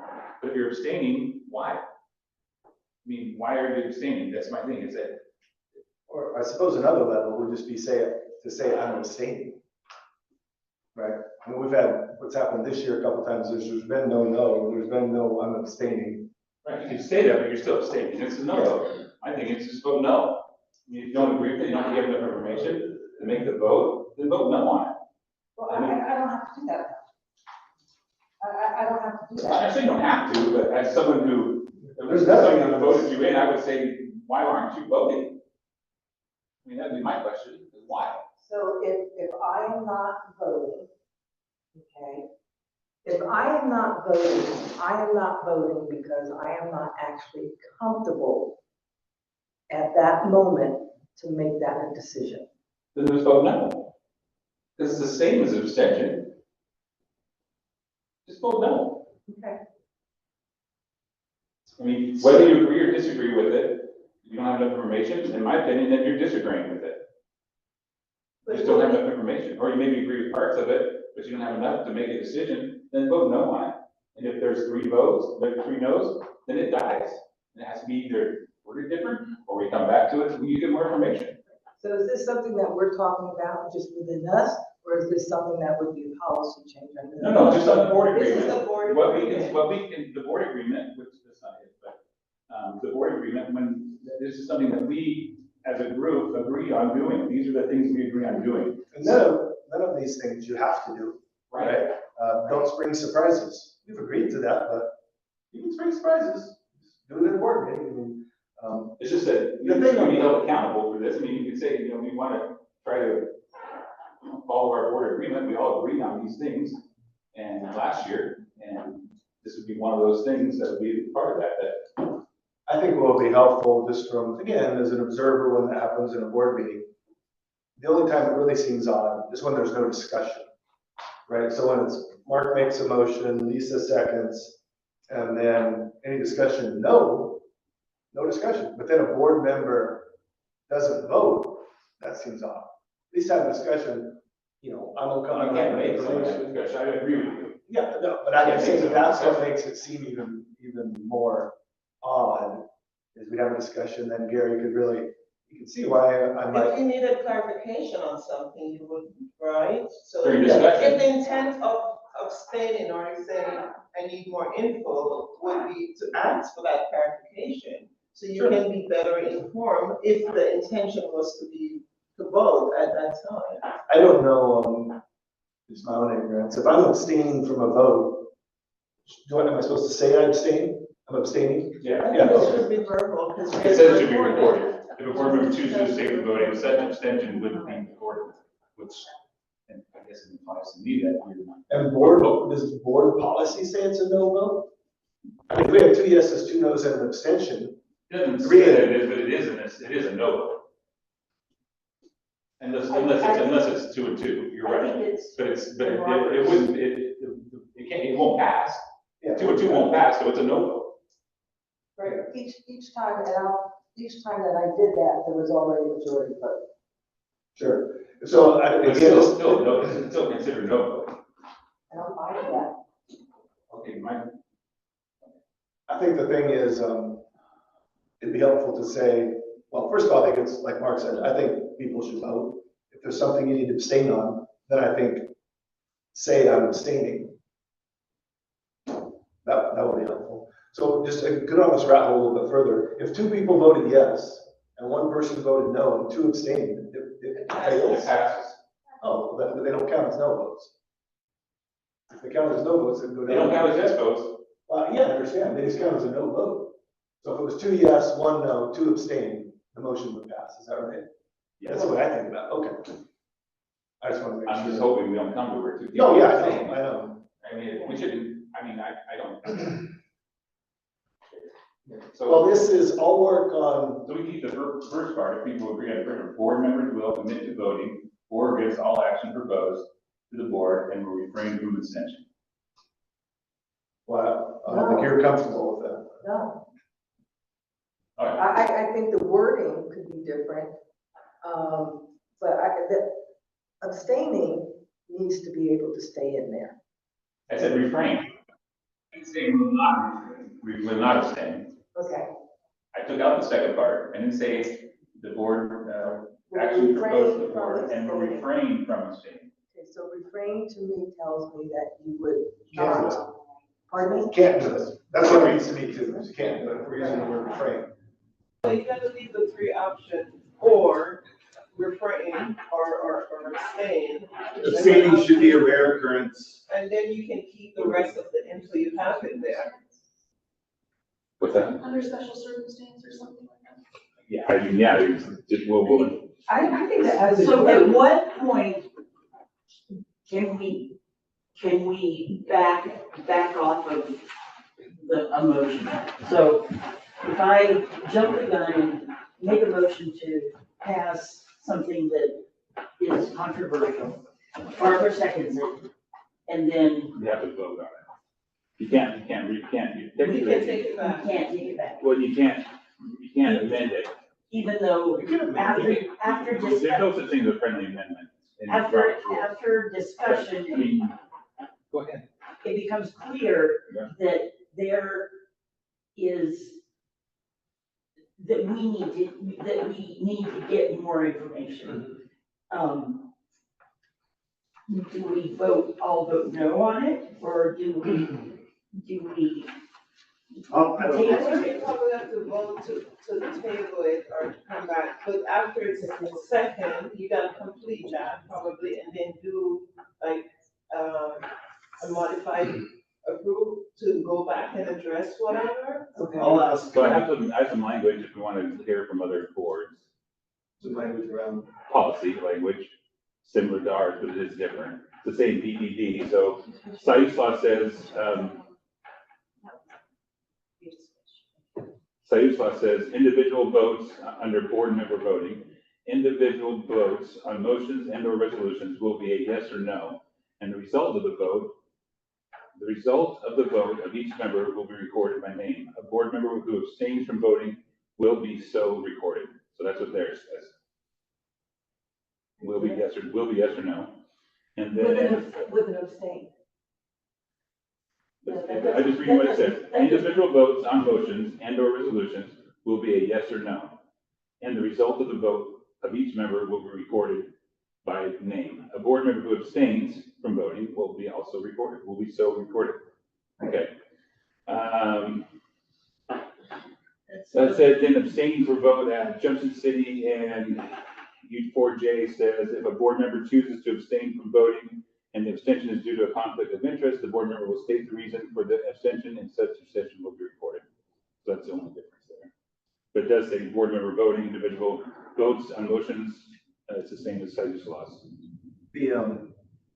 I need to probably reach out to SBA. I had always thought, like 4J uses that friendly amendment thing every stinking meeting that I've watched. Somebody make a motion, they talk about it for 2 hours, then they go back and say, okay, I'm making it friendly. Do you think that's not a thing? Or? Well, I'm in classes at OSBA where OSBA said that friendly amendments are part of Robert's rules. That you withdraw or you vote on it, everyone votes no, and then you rephrase it. Okay, so you can withdraw it. I believe so, yes. I'll find that out. Okay, well, If everybody says no, it's tabled, and then it comes back. And if Well, everybody everyone says no, it votes no. And if everybody says no 2-3 times, it gets tabled and it comes back. It doesn't get tabled. If they vote no, they So don't vote vote no, no. then it's tabled. It does not pass. But if everyone votes no, it doesn't pass. Oh, okay. Right, you're right about that. But if the board cannot come to an agreement, then it gets tabled, you go back, you think, you talk, whatever. So if there's a tie, Pardon me? if there's a tie, that's the only way you would not come to an agreement, if there's a tie. Well, there actually are ways because I researched this, okay? And as far as the board is concerned, the board cannot come to, and not an agreement, but if there's just a lot of this going on, it gets tabled, it comes back. If it turns out to be that the board cannot come to some kind of agreement 3-4 times, you're gonna table it and you're gonna keep coming back. I would, So during so I have a discussion, question. we could talk about this. We would vote on it. Somebody made a motion, we'd vote on it. If it lost, we're never coming back to it. Okay. Well, you can still bring it up again. You could, but it's not tabled to come on the next agenda. Right. We're just, Right. we voted no. Okay, I'll work on, Excuse me for a minute. But as far as me personally, because this is a lot about me, I have already come to the conclusion that I would just start doing a nay, okay? The first time I abstained, I'm good with that. I didn't have information that I needed. The second time I abstained, that was a yes for me, okay? But things happened so quickly that I just didn't feel comfortable, okay? So that was a yes for me, but when I was thinking about it, we already had a majority vote, and the majority vote was yes. So I was fine with that. I think if things are happening faster, then say that and have a discussion. yeah, that's why we try to think. That's what discussion's for. Well, this is where we can come back to, meetings beforehand, work sessions, things like that. I did try to talk to a couple of people, beforehand, and wasn't really getting a whole lot anywhere. So that I think that if we can, and we have this already, that we're gonna do this, have sessions or quarterly, an hour before, then we can have discussions, we can have open discussions. Okay, but that was a yes for me. I'm not, and, when we come to the meeting, we can vote on it, and if it's a majority no, then it's a no. But I don't feel comfortable. Okay, well, again, That's fine. We don't have to add that language that we just move on to the board. I mean, you can propose anything, right? We won't adopt this till the next meeting. Right. So you send me what it is that you want, or if you want to make some adjustments, make it a little more palatable for everybody Sure. to live with, I'll put it in here. I'll send You guys will vote on the board operating agreement. We can discuss it at that time too. Yeah, and it'll pass or it won't, so. All right. How about it's kind of an ad, and I'll probably stick that under 5. Is there A, any other ads, or B, anything on here that you want to take off?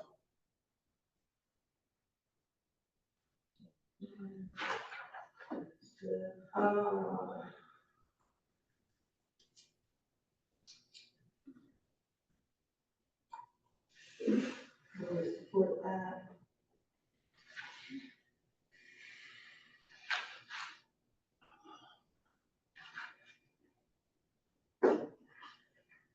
I think one thing I would actually like to suggest, and it doesn't have to go on here, but it has to do with the board and district agreement, is, and I can send this around to everybody, but this is, one of the things on, this is from OSBA, and it's a sample, and one of the things it has on here is the board expectations of the superintendent, and vice versa, the superintendent's expectations of the board.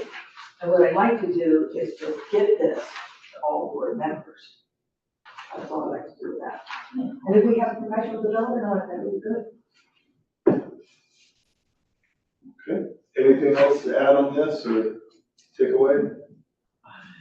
I just need a couple of minutes to look at the frequently asked questions on Robert's rules. I'll ask Kristen on what the best path, amendment, vote no, go back, whatever. We need to probably figure out that path in case that ever comes up.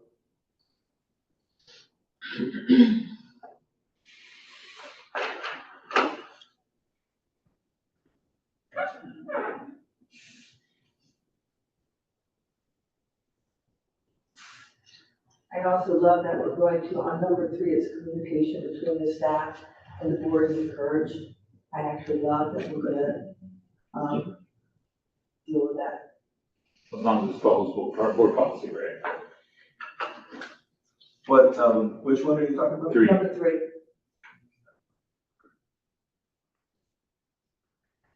So,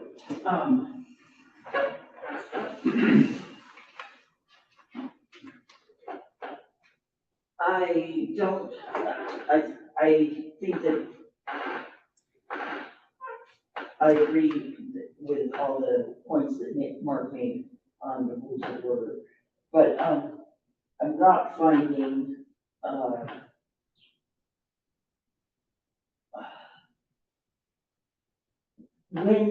when can a item be tabled? Does it need to be, does say Lisa need to say, I make a motion to table this item because I don't have enough information? Mark made a motion, and Barbara seconded it. We have discussion, lots of things come up. Does it go back to you then to say, you know what, I'm gonna table my motion until we get these? I'll find that. Or you could withdraw your motion, or your whatever it is. I just wonder if, once it's seconded, I'll find out. Yeah, you can find out, I think whoever second, but also have to agree with the I will find that. In regards to number 3, I want to make sure I understand. You said something to the effect of communication, you're glad we're gonna do something around that. What is it that you expect is happening there? Well, we had talked earlier about, the board doing things with the community. Okay? I know that when I had asked about, visiting schools, just doing other things in the very, very beginning. And I actually did go through you, and it does say, to go to the superintendent. Yeah, I didn't know if there's any issues there, or certainly board members can visit schools. Yeah, run it through me, I'll get set up with the principal. I just want to make sure there's not something you think I'm doing differently on this topic, or some change or something. Okay. But we are going to add in, other activities, being more out there. It's part of a goal, right? yeah. But that's not necessarily, has to do with this communication part, I don't believe. maybe that's supposed to showing up at events or. Well, yeah, I think that it does, because when you're showing up at these events and everything like that, and people are seeing you, they're going to come and talk to you, that's communication. Okay? Okay, but when they talk to you, if they're talking to you as, with school district stuff as a board member, then you need to follow policy. Right, and then it goes right to the chain of command. Right. Okay. Anything else on this? That sounds like that's the only add I'll make, and then we can vote on this next time. I think if there's any questions before our next board meeting, we can also just, if someone reads it again and has suggestions, they can make those to you or. Sure, why don't you modify what you kind of said there, you think might be a little more powerful? I'm just saying if somebody else has anything, they look after they look at it. Sure. Maybe we don't look at it. Yeah, They just, don't. again, early, a week ahead of time. Right. You got a week and a half, 2 weeks. Okay. If something else shows up. Mark, could you share that with us, the script that you had? No, I'm gonna change it. I'm gonna modify it instead of saying and refrain from the station. I'll put something else that. Okay. Can If you be done. modify, then you can share with us so we can review. I'll share with Gary and he can put it out. Okay. Yeah, that way, as long as we don't reply back at all, then we're not communicating as a board outside of the board meeting. So. Number 7, annually conduct a self-assessment evaluation. I just think that the language needs to be cleaned up to specify the instrument that we're using, the OSBA board. Well, is that something you think you want to lock in? We are going to use that every year because that costs money. The very last sentence kind of defines that though. It says, Yeah. It can be formal or informal. So we can, I mean, in my mind, obviously we did formal this year. we could, Yeah, actually, we have the questions, so we Yeah. can just. I mean, we have, I think to me, that's a yearly decision because let's take next year, for example. If we have 3 new board members, I don't know that self-evaluation is going to be very good for just 2 and 3 brand new people. I think this year, it really was good at the end of the year, you know. So, I mean, I would like the OSBA piece, but I don't know if we want to lock us into that every year. Okay. $1,000. All right. And I think that's something that we can do on our own. Yeah, we could. And we could, you know, so we already have their template, we could use their template as a kind of guide for what We'll we'll. try to give something. Yeah. So give people a moment, please. Proprietary. We can get an essence of the questions and just, yeah, very simple. Yeah, it's hard, yeah, that's crazy. Yeah. Let me hear and say, give me another way of saying this. So. Yeah.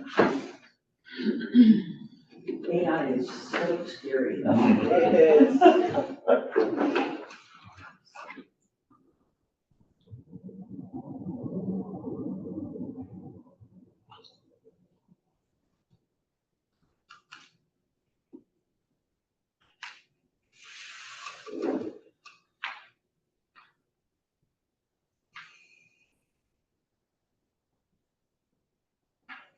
We're good? All right. Are you good? All right, I think we have moved on to the OSBA summer fall conferences. Okay, so What dates are those? summer is, just, we already know who's doing that, right? Is Lisa doing that? Doing the summer I think, Okay, we already registered and everything, right? Yep, registered hotel. Bree is attending the Oh, yeah. The- admin assistant. And remind me the dates of the fall. November 14th. November 7th. 7th through 9th. 7th through 9th, and that's Thursday, Friday, Saturday? They quit on Friday, Saturday, Sunday, right? I think Thursday might be pre-conference, so Thursday's pre and then Friday's. Friday, Saturday. Does everybody go to that? Anybody not? Remind me, we got time before we need to really make this decision, really, right? It's just about getting it on your radar and that calendar. Typically, that hotel, remember when that opens up? Usually the 1st of October. Okay, so probably by our September board meeting, be thinking about that. we make that a topic on the September board meeting. Fall conference, kind of get clarity, and then over the next week or so by the 1st of October, we know who to register. I will go to that one. And of course, review. So I think that's all we have there. The hotel fills up really quickly, so. And we have to register, it's a little different, started last year. You have to be registered to book a hotel, so it's not like I can reserve all the hotel rooms and then register later. You have to register for the events and then get the hotel booking. Okay. As soon as, you'll usually let us know when it opens anyway, and we usually get emails from OSBA when it opens, so, for registration. Okay, good to go. Okay. School assignments. School assignments, just want to confirm that we wanted to continue what we did last year. Last year we kind of changed and did not assign board member A to school X. We just said, yeah, anytime engage with those people throughout the district, attend events, etc. I think that is better actually, so is everybody fine? Making sure we do that, continue. It reduced my guilt. Yeah. I actually like school assignments, but, it's all we're going to have to vote on. Okay, well, I don't know, this is not something we've ever really taken action on, we just talked about it and did it. So is there? I like it, personally, I like it better, you can just do whatever you want. I mean, if you want to attach yourself to the media, attach yourself to the media. If you want to attach yourself to Elmira, attach yourself to Elmira, and you go to their PTA meetings there or whatever. Okay. I mean, actually, Yeah, if you have a real interest in one school, please feel free to engage with them a little bit more or something. What do you suggest? All right. And let us know so that we can pick up the slack. No, don't. I'm sorry. Are you too close? Yeah, we are. Yeah, we're fighting over Elmira. But the thing is, you can always rotate, so. Yeah, two people. Okay. I just said, so let us know which one you're gonna focus on.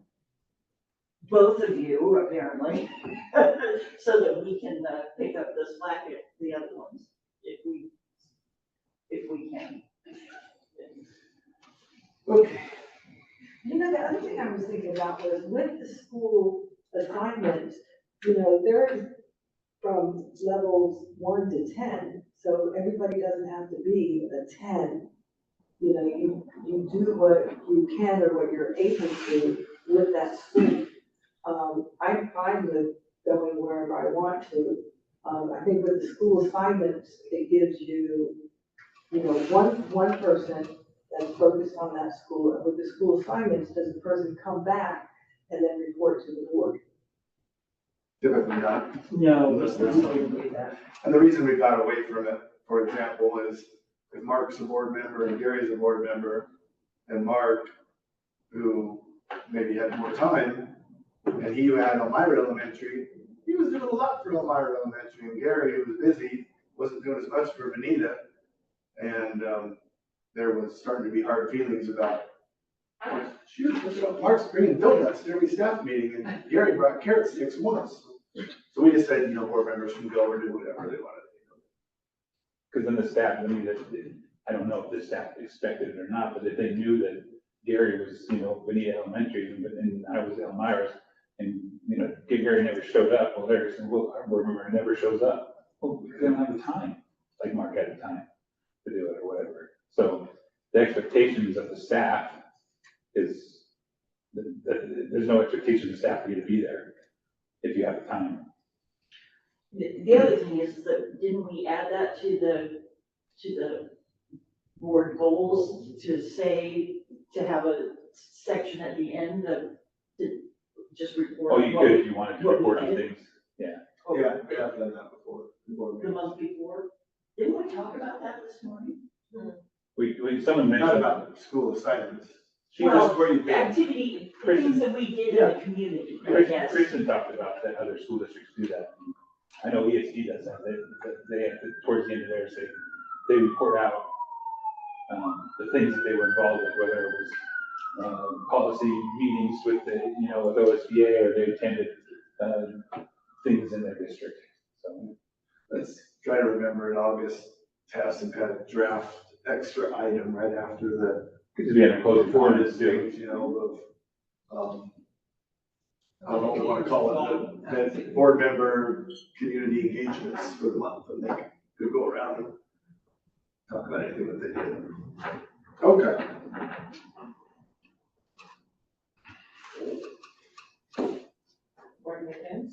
Board meeting location and recording requirements. So A, I just want to confirm that we want to continue to not hold board meetings here. I hate it over at the Myron. Oh, yeah. I can't hear. I think it depends on if we did, like the last 3 meetings we had, I mean, they could have fit here. And, but this It's is, definitely a lot more work for Michelle and Bree. I actually think that we can just come up with a configuration between the board, the community, or the stakeholders and the screen. I could execute with the screen here, and I move this back a little bit, and you move back a little bit, and that move that one over there, and have us along there, and have it kind of the same shape, just open it up, you know, and then have the crowd in front again. I have tried it 19 ways. I know. If any of you wants to take charge. No, I know you have, it's just that, I think I don't necessarily need to see the screen. I mean, I can see it here, even if I back up, I can still see it. So if there's a PowerPoint going on or whatever, I can from here, I can still see the screen. I mean, obviously, and I know they would love to have them here. The biggest benefit over there is when there is a larger, crowd for whatever reason, that it's more easily accessible, you know, that's definitely a pro. But I don't know, even when we were having them here, it's not like we had people standing out in the hallway, we were just full. But like I said, if you guys, I didn't. We got a piano in here now to deal with. I know, I gotta roll my piano out, that's our staff wellness activity over there. So has anyone actually listened to the recordings? They're hard to hear. Are they hard to hear? Well, I listen with headphones, and that helps to mitigate some of the issue. I would imagine if you were trying to listen to it in here, yes, it would be difficult to hear. Because there's just no way it would. I mean, if we were just to play it right now. Right, it would probably take multiple speakers to really adequate, you have a microphone at every single person's table, maybe you can mitigate it, but you're not gonna be able to hear, you know, like Freya's thing, or it just depends on who projects. Who doesn't. Yeah, I could not, How many microphones can you use with the system? Can you use mobile ones? There's 2 of these, but I don't know what Zoom capabilities are. Oh, because How that system gets set up so you can tell Zoom to turn on everything. That's what I don't know. We could, I'll look into that, like at VSD, I know they have that one that's like a spider thing, that goes out, you know, it's got several little pucks out, and then you get something. yeah, and then it picks up the weirdest Yeah. conversation. I think they can I think 4J can turn their mics on and off, they have one of each person. And I don't know if they use Zoom or not, but, because they're usually broadcasting on YouTube, I don't know if they use for a platform, but. Okay, well, what I'm hearing is people might be open to trying to have them here. Me too. Okay, all right, well, I didn't expect that. On the recording piece, That's it, Gary. yeah. What is, as far as advertising, you have time to advertise. It's not like, obviously, if we knew going into the board meeting, oh, we got a bunch of people wanting to come and talk about this, we can just post this over there and really promote it on Parent Square, we're gonna hold it on my elementary, people. If you ever knew, if board members ever got a heads up, hey, we might have a big crowd coming up, give us that info and we'll send it over there. But it definitely makes it easier for their setup. They can start earlier in the day, checking everything. It'll be, you know, just one less system to worry about. I did want to review, I sent an email to you all on Friday, July 26th, just kind of outlining the whole recording, virtual requirements, where we're at, what they are. So to summarize, you know, this is all new, right? Pre-COVID, we didn't Zoom meetings, people could come, they didn't record meetings. We took minutes, we posted minutes. You recorded, didn't you record? I recorded for the purpose of doing minutes. Right. Yeah, and then but now we have to save those recordings for how long? A year. A year. So before, we just, like Michelle said, if we recorded it, it was just, she could write the minutes, then we tape over the recording. So the requirement to provide a virtual option is still in place, so we still do need to continue to do so. For some reason, I thought that that was going away, but apparently it is not. Beginning January 1st, 2025, there's a new requirement to not only to not only hold a virtual option, but to record it and to post the recordings. Now, we've been doing that already, but it's been because we just thought we should, not because we have to. So now we just know we're not gonna wait till January 1, 2025. We're just gonna continue posting the recording. We'll have a method, we're not exactly sure how, because it starts to be so much data that we're saving them on a computer. We're thinking about getting some kind of memory stick or something, or an external hard drive for a computer. We can just keep his recordings, and then every 12 months, you can delete the last one kind of deal. So basically, I just wanted to talk about what we're gonna meet and make sure yes, we'll continue a virtual option. Yes, we'll continue to record. The other requirement is that recording has to be up within 7 days. So we haven't, most of the time, I think Michelle has done that, but we easily could have went past a week. Well, now we have a week to get that recording up. So just know that we'll be in compliance with all of that, starting with this one, right? We'll try to get this recording up by next Monday, even though the law doesn't start till January 1st, 2025. Okay. Any questions on any of that? Oh. And I like that we're going to be here. And I had this idea for over there because there was no space. But one of the things I did notice is there is, and I love this idea about the microphones and everything, is there's no space where somebody has a public comment for them to actually come and address the board. Yeah, I mean, we've been some spots where they meet in big spaces, like let's say 4J, they do have a table, they come up with a microphone. I mean, if it's something the board wanted to do, we could. Do we have a little table? Oh, yeah. Or a podium or something like that, I mean, it doesn't matter what. Oh, Yeah, I mean, again, it just take up some more space, but we could try that, not only for public comment, because we don't get that a lot, but Or like, Frida coming up and speaking, or Michelle Marshall doing a yeah, presentation. did I say public comment? Well, I mean, it could be used for public comment too, right? All right. Well- I like the podium idea. well, it'd be easier with a table, you have a podium just sitting there, but.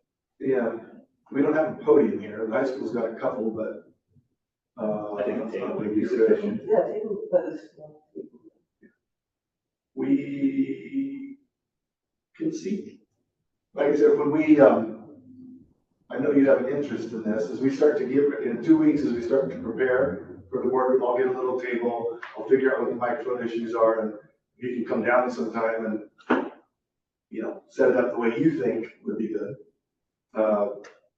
Because I've tried the way I think it's good, and it's not always what everybody likes. And it's hard because, we want you guys to be able to see the screen. If we put a lot of tables in the middle, then, Barbara can't even see across you because there's people in between you.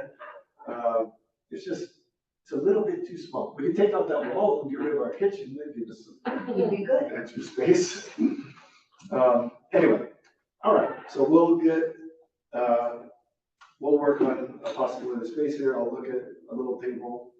I'll look at the microphone thing. Plan on having our August meeting here. Remind me to really note that or highlight that in our post at our August meeting. We're going to try to come back to the district office. And then you will let me know and then I'll actually. Yeah. Maybe just tentatively like the Wednesday, Thursday, or Friday before the board meeting. So 14th, 15th or something. If any of those days in there that you're available, let me know and I'll get it set up in a way that I think is good and you can come check it out. That's always. Yeah. All righty.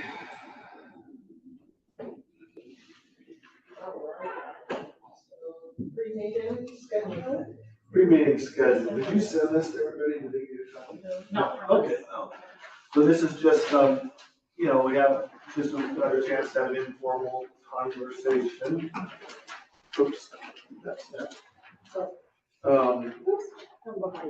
We just kind of rotate, so it looks like, you know, Barbara will always attend them, and obviously if she can't make it, that's fine.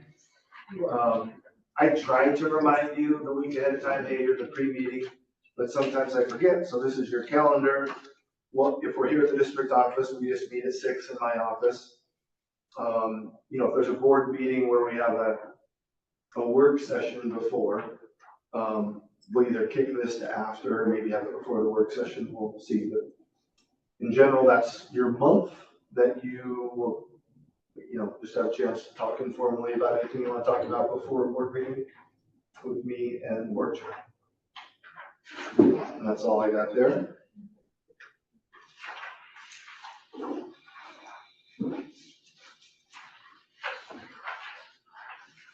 Any questions on that before we move forward? Good? Okay, and if you have any conflicts with any of those dates that you listed, just let us know, we'll make some changes. School board representation, student board representation. Yeah, so just, I wanted to let you know, I'm gonna, you know, they're still in summer, but I'm gonna invite those two to the August meeting. I'll let them know, hey, September, that's when your kind of requirement is to be here, but I'll invite them to the August one if they want to attend. And then, you know, there's a little bit of conversation this morning about giving them, not having them kind of just repeat, or then Frida was gonna talk about that. So if there's something you want me to tell them to do, the policy kind of describes what they're talking about, doesn't it? Do you remember? I can't remember what it says exactly. I mean, I'll share the policy with them. I think that one of the things I would emphasize with you is to feel free to engage with them, you know, asking questions at the board meeting. It maybe can be for next month. Hey, can you know, tell me what the leadership class is working on next month, or give me an update there, or how's the Key Club going, or whatever. So just know when I chat with them, it'll just be about sharing the happenings of the high school and any information they want to share with the school board. That's what they're going to talk about. I will emphasize the upcoming event thing, you know, if it's already on the board agenda, there's no reason for them to mention it, but maybe things that have already occurred. They had a fundraiser, they raised $1,500, so-and-so was third in the state in wrestling, that kind of stuff, you know. So we had, said something earlier about, I think Frida, the students, and then we have our upcoming events and stuff like that, about them giving it to you, and then just incorporating them as one. Yeah, we'll try to list all the upcoming events. I'll mention it to Frida and the students. We'll look at the agenda. If it's already listed on there, you know, they should be talking about things that aren't listed on the upcoming events. Unless they have additional, Sure. you know, relevant information. Who are they? The student reps? No, I don't know what their names. JT and Fern, and I met them both. Both will be seniors, good students. Fern was the last citizenship award letter. Oh, yeah. Oh, that's right. We all met. I was trying to. We reminded them to email them, I'll do that this week, to just invite them to August if they want to come. Okay, so I think that's all I had there.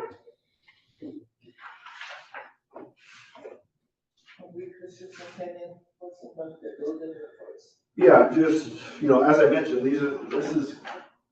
this takes some time, but I do think it's valuable, or I wouldn't do it, to keep you all in the loop. And I think the principals probably enjoy sharing information once a month, so I just want to make sure you want to continue, and assuming you do, is there anything that's not working well, or other information that you want from either me or buildings that I could share with principals? I've already talked about that, but I love it, so I just want to hear further information. Okay, then I'll just I meet with all the administrators on August 12th, pretty much spend the whole day going over a long list of things. I'll make sure they know the board appreciates these and continue to do that. Thank you. Oh,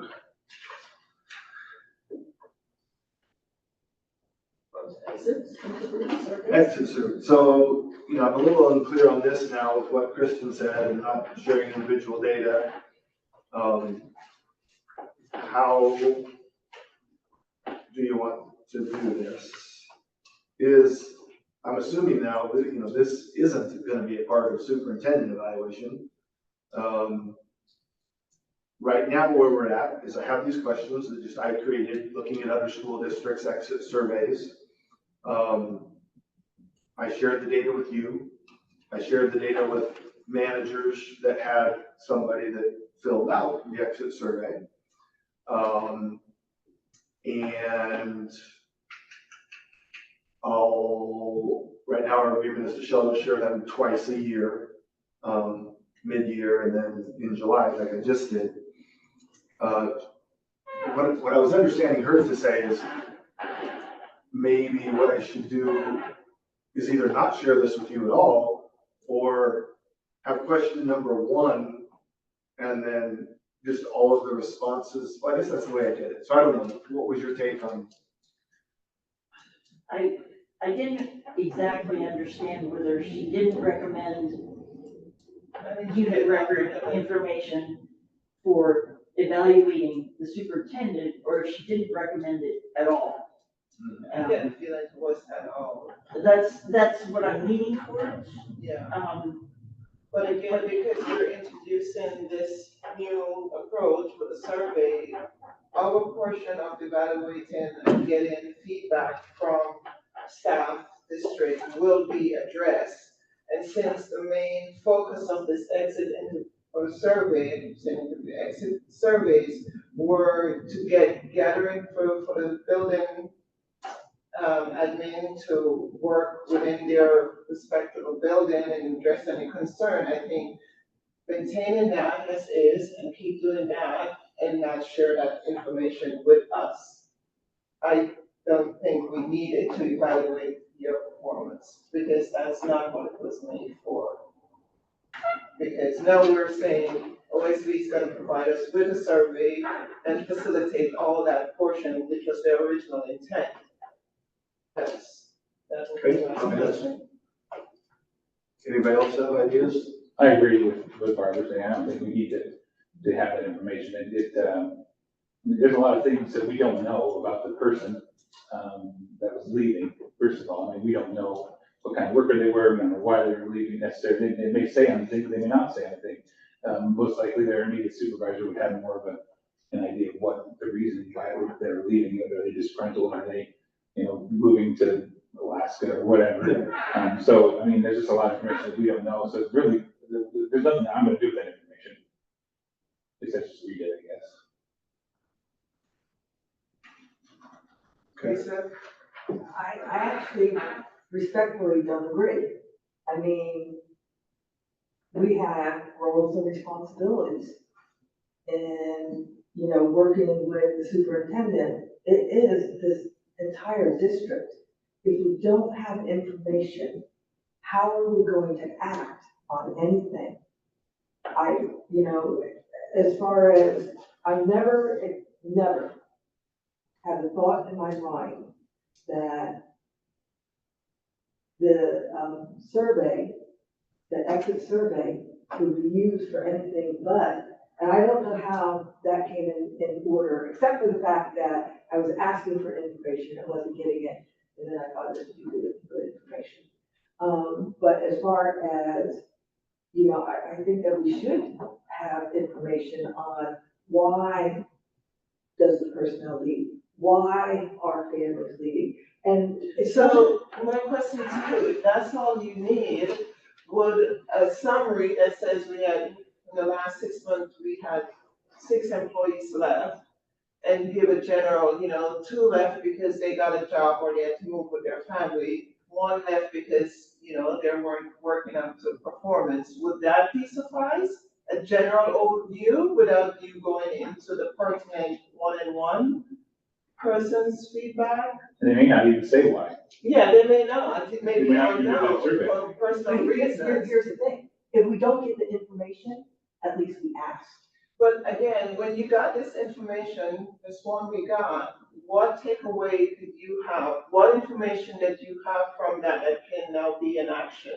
Because it was so small, I was gonna bring this up, because it was so small, I was not even able to read it. The print you're saying, The print, yes, could you have printed it? I did print it, that's what I got.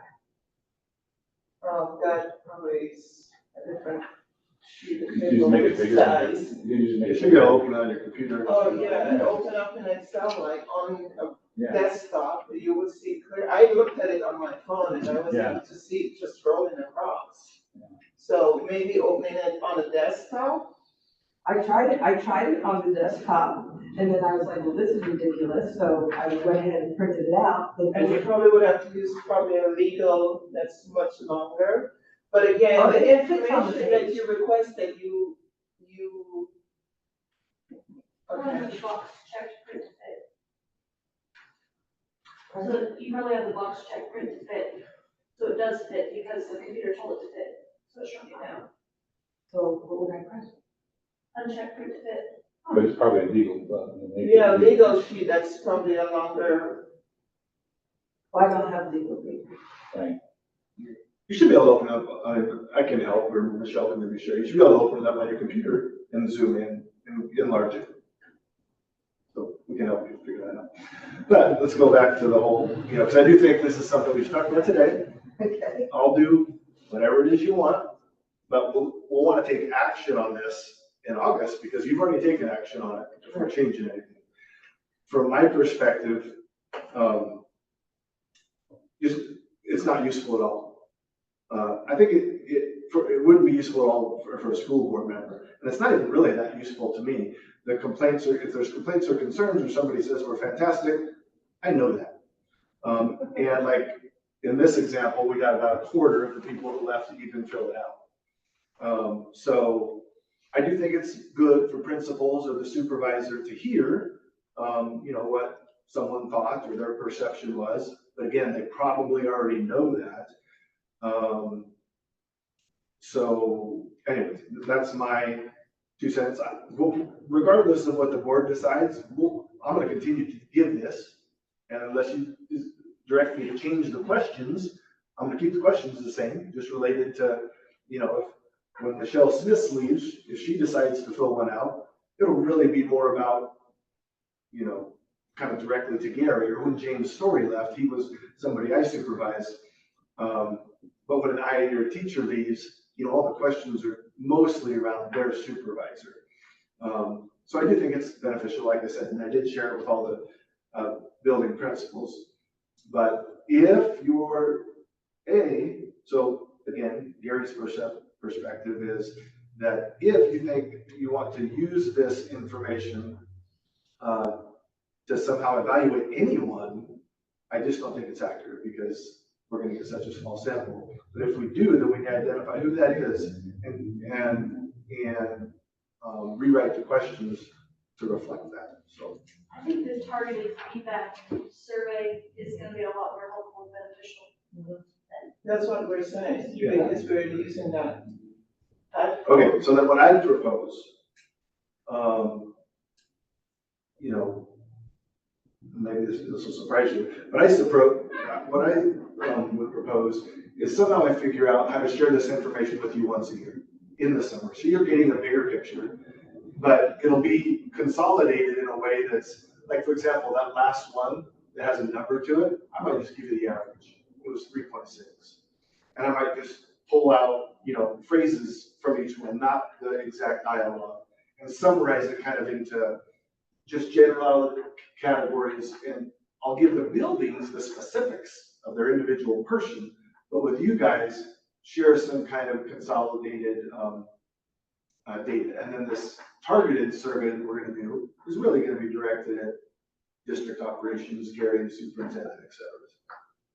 I can like that targeted survey, and I think that Me, I'm the type of person where I try to see it, experience it, but I say, let's just go with that. So would we need a motion then to undo I think this so. for next? So, What's that?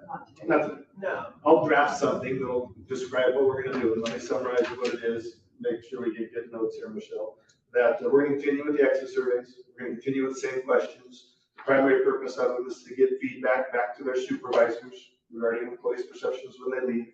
We'll continue to really encourage it, because again, when we're only getting, 20% back, I don't know that it's as helpful. And then once a year, I'm gonna give the board a summative report of that data. I might even try to maybe change some of the questions so there is more numbers, not just dialogue.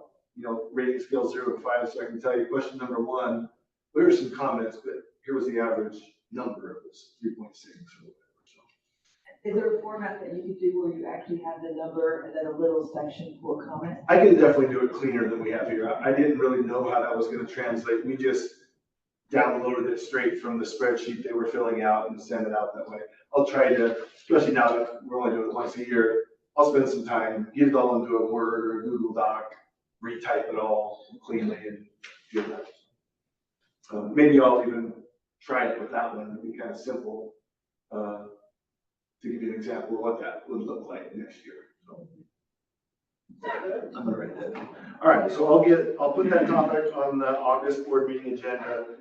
I'll review exactly what we kind of agreed to here, knowing that come the spring, February, we're gonna have a targeted superintendent survey that goes out. Okay.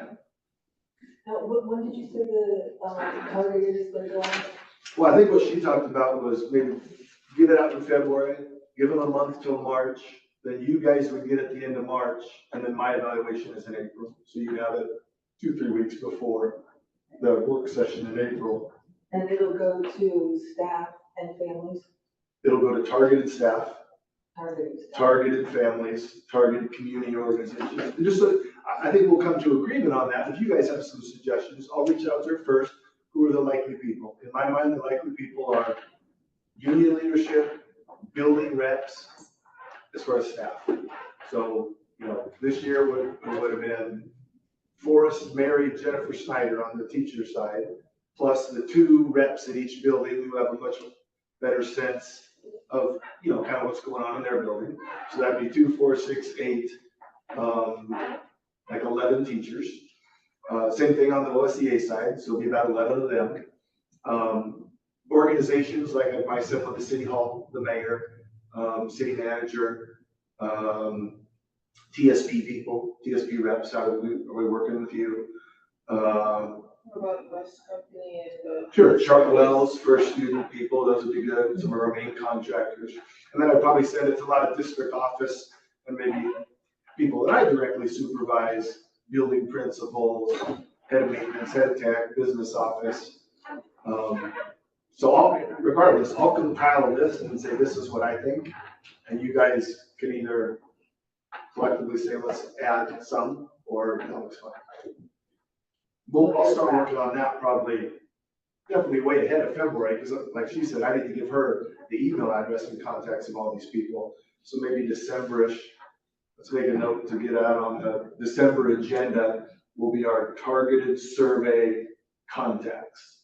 I'll start to get that list ready, so by January, it's kind of good to go. I can send it off to them. did you say key communicators?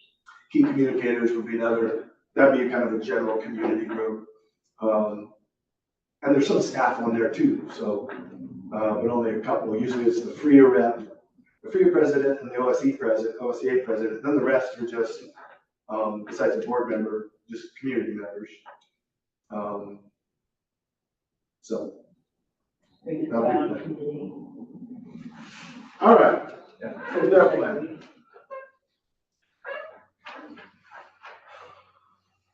are we good with that? Okay. Kathleen? Yeah, good.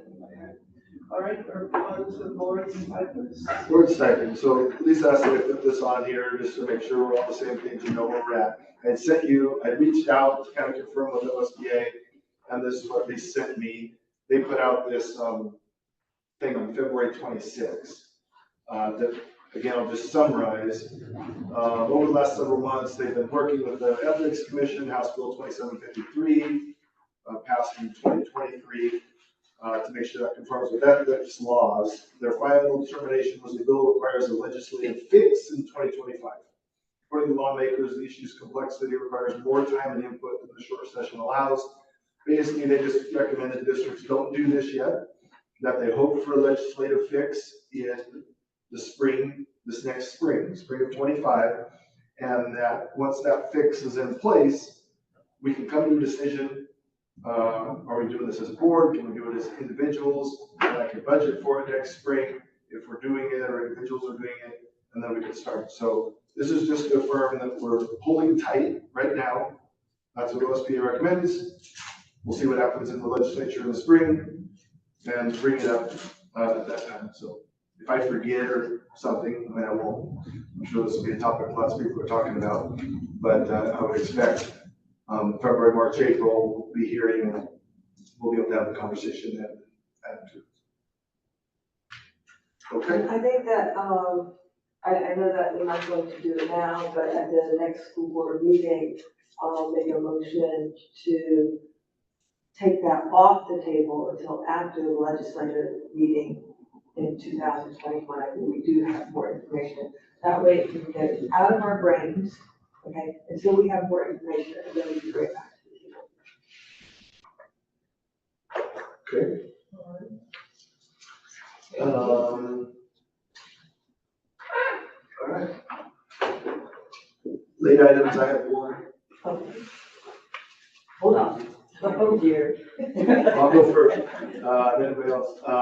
We had our 3 weeks or whatever that the bond oversight committee applications were being taken in. To appoint 3 people, we only received 3. So no one needs to screen them and decide. I'm selecting the 3. So they were, don't tell me, Allison Gardner, right? She's a parent. I've met with her a few times throughout the years, but don't know her She was too on the well. budget committee for a while. She's on what? Budget committee. Budget And committee then for she a was on while. the board, I think she was on the bond. No. Might have been one of the bond. Bond funds, yeah. James Story, which I think will be a good one. He was our previous facilities manager, knows a lot about our district and our facilities, and he's a project manager currently for a construction company.